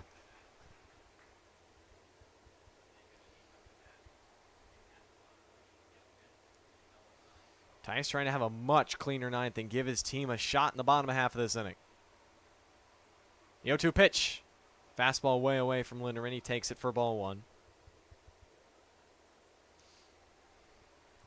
Linderman showing what he's done on the mound for Decatur this summer. Now a breakout game at the plate. Tice delivers. Slider gets Linderman swinging way out in front. A nice pitch from Andrew Tice to begin the ninth, as the first batter is retired down on strikes. Yeah, you figure the Elotes just letting Tice go another inning. Hopefully he and then the offense can right his wrongs. This is a really good slider for him. It tails away and it has some sharp break on it, and Linderman looks like a strike, ends up way outside, and he's down on strikes. Brings in Will Applegate. First pitch to Tice, a slider line to the right side and past the glove of Marine and on into right field. How the second baseman did not come up with that ball, I will not know, as now he's down on the ground.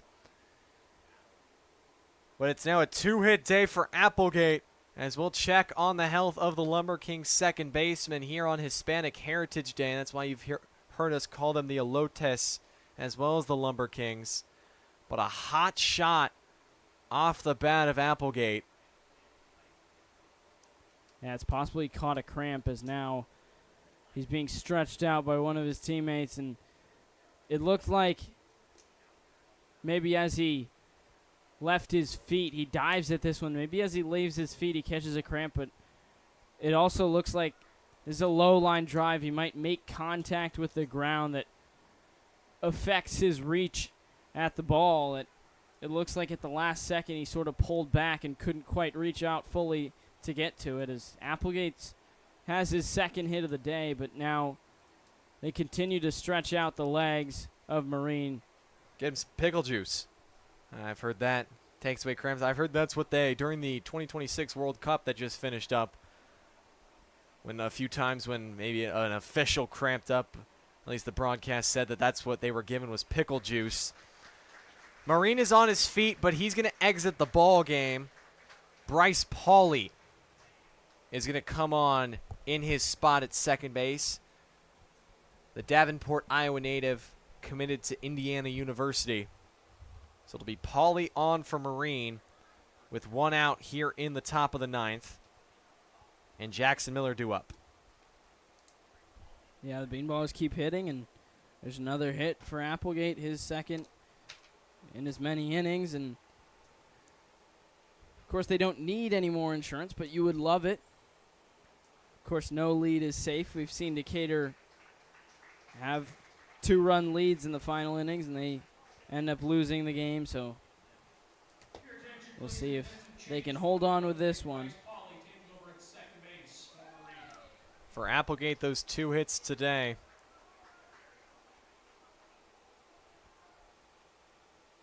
It's his 8th multi-hit game of the summer. First pitch to Jackson Miller. He's hacking, fouls it straight back into the netting for strike one.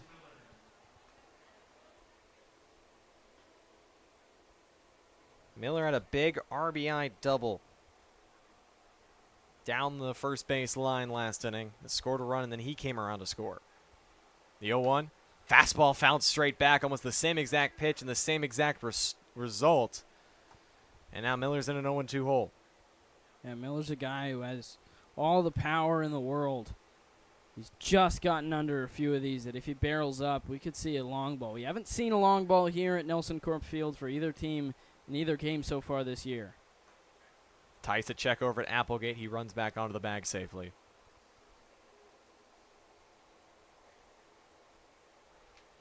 Miller trying to put together his 9th multi-hit performance if he can find a base hit. The 0-2. Fastball just inside. Can't get the call as Tice. A little frustrated with that location. Thought he hit his spot perfectly. Instead it's ball 1.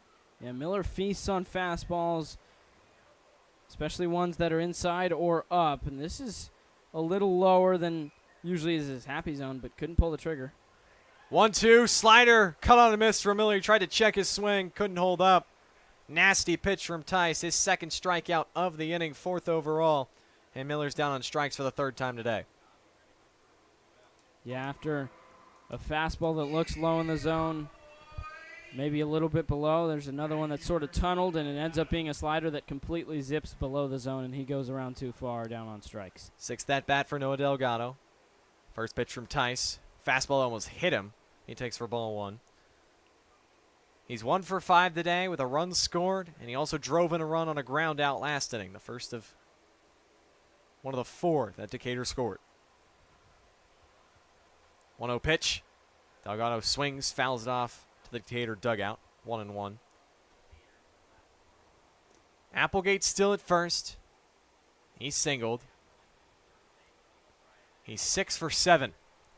Trying to steal bases here this summer, has yet to attempt to go. 1-1. Swing and a miss from Delgado, 1-2.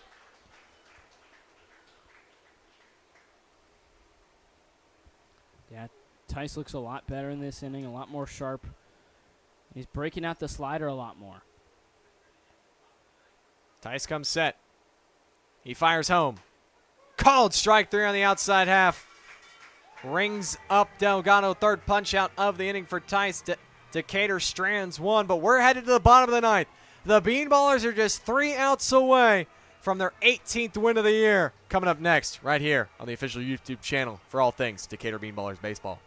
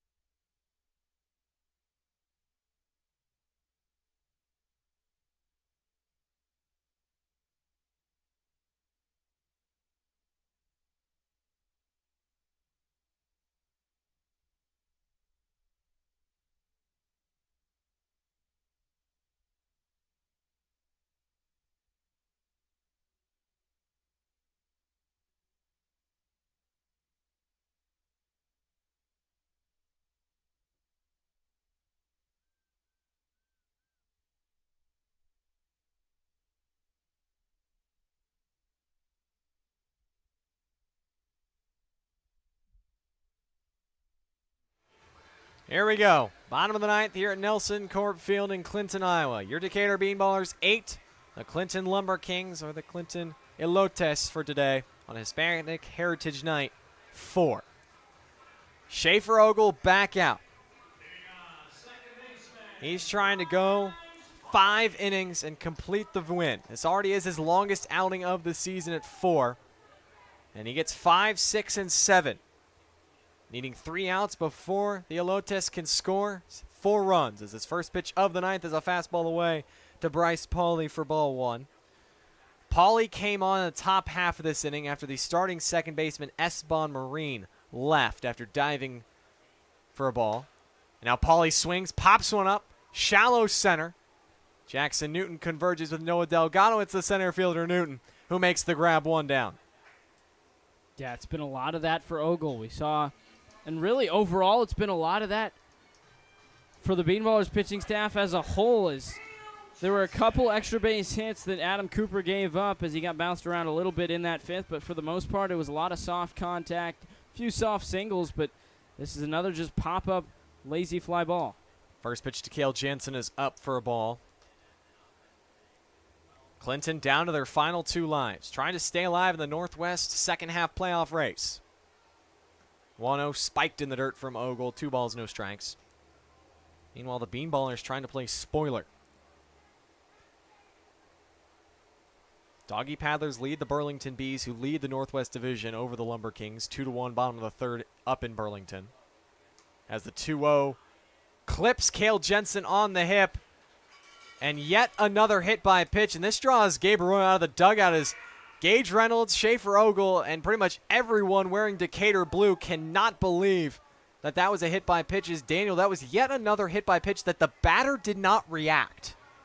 Like, usually you see the batter make his case and portray to the umpire, but these last several, the batter hasn't reacted. It's been the umpire calling a hit by pitch. Yeah, you know, this is a team that leads the league in hit by pitches, but even today, it just seems like it's a little much, as there have been several pitches inside. I'm not necessarily saying they're leaning into them, but they're certainly on the plate.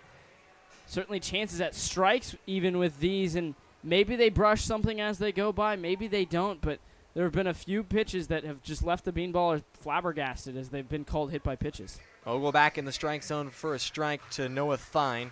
Thine got hit by a pitch back in the 7th, courtesy of Ogle. Hitting .375 in his 12th appearance. Left-handed hitter. The 0-1, high and away, 1-1.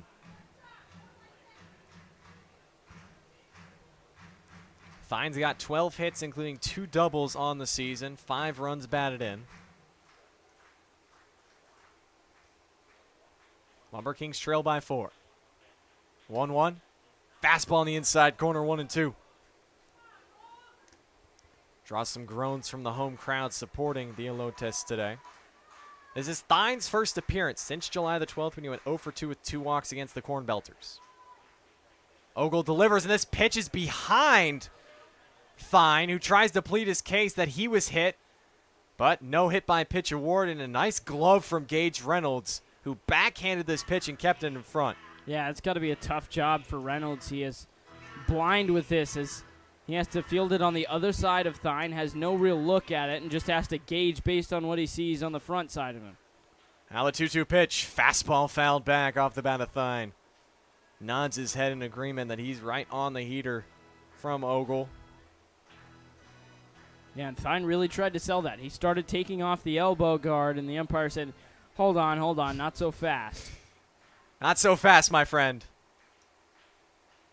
Another 2-2. Fastball check swing. Did he go? He did! Bean Ballers 1 out away. Ogle strikes out his 7th. Yeah, Ogle has been sharp, and it's been a lot of those pitches that the Elotes have really just had no business with. Fastballs at the top of the zone. Looks like he goes around, and it also sounds like he tips it into the glove of Reynolds, so not sure if it would have mattered. First pitch to Grant Ingram is low for ball 1.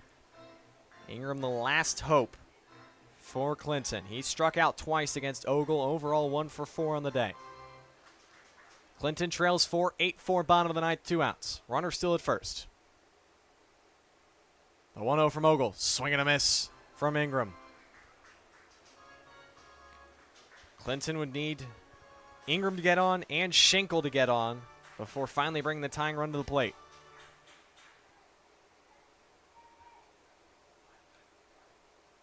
1-1 pitch. Yanked by Ogle all the way to the backstop. Even Gage Reynolds couldn't block this one, and it allows Cale Jensen to trot 90 feet to second base.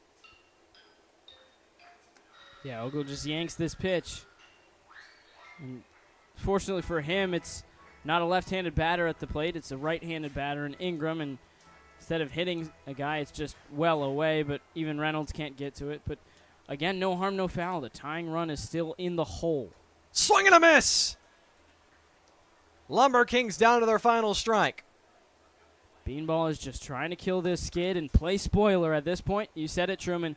Most dangerous team is a team that has nothing to lose. The 2-2 from Ogle. On the ground to third. Weiss gloves. He shuffles. He throws. In time. Ball game.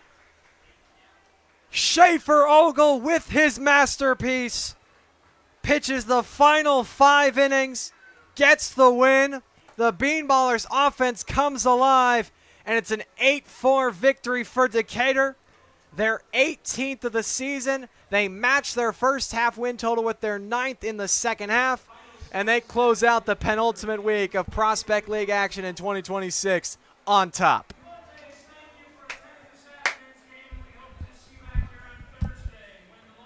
What an effort.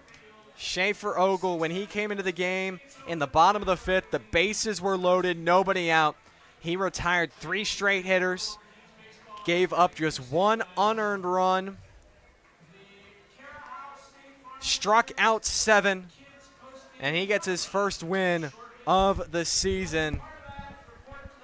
And now the Beanballers will try for win number 19 come Tuesday as their final 4 games of the season all on the road. Tuesday will be in Danville, then off day Wednesday, Thursday in Burlington, Friday down in Thrillville, or down in Marion playing the Thrillville Thrillbillies, and then Saturday, August 1st, the final game of inaugural season action of the Decatur Bean Ballers. They will be back in Danville. But Daniel, heck of an effort from the Bean Ballers. Timely pitching. You got to tip your cap to Adam Cooper, the effort he gave. Then Schaefer Ogle, dynamite on the mound. And then the offense. Charlie Linderman, a career day.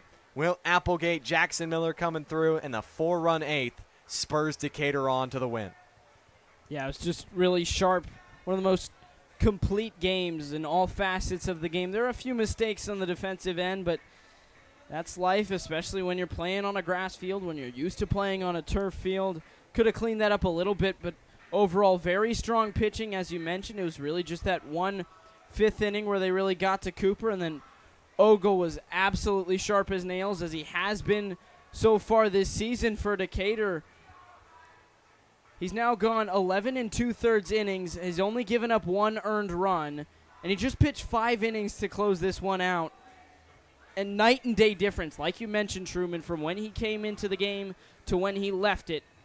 And again, I go back to that situation. You come in bases loaded, nobody out, and you're already chasing 2 runs. And not only do you get all 3 outs, you don't allow any more runs, and that allows your offense to go on the tear they did. Decatur puts up 7 runs the rest of the way, and all the elotes the LumberKings could manage was just 1 unearned run the rest of the way, and Decatur takes this one. As for Clinton, they close out their homestand with a loss. They'll be out on the road on Tuesday and Wednesday up in Lafayette against the Aviators before they come home against the Lucky Horseshoes, the Corn Belters, and then they face the Illinois Valley Pistol Shrimp August 1st to close the season. But what an effort. The Bean Ballers get the win. They put a dagger in the side of the LumberKings playoff hopes. The LumberKings fall to 29 and 18, and 15-8 on the season.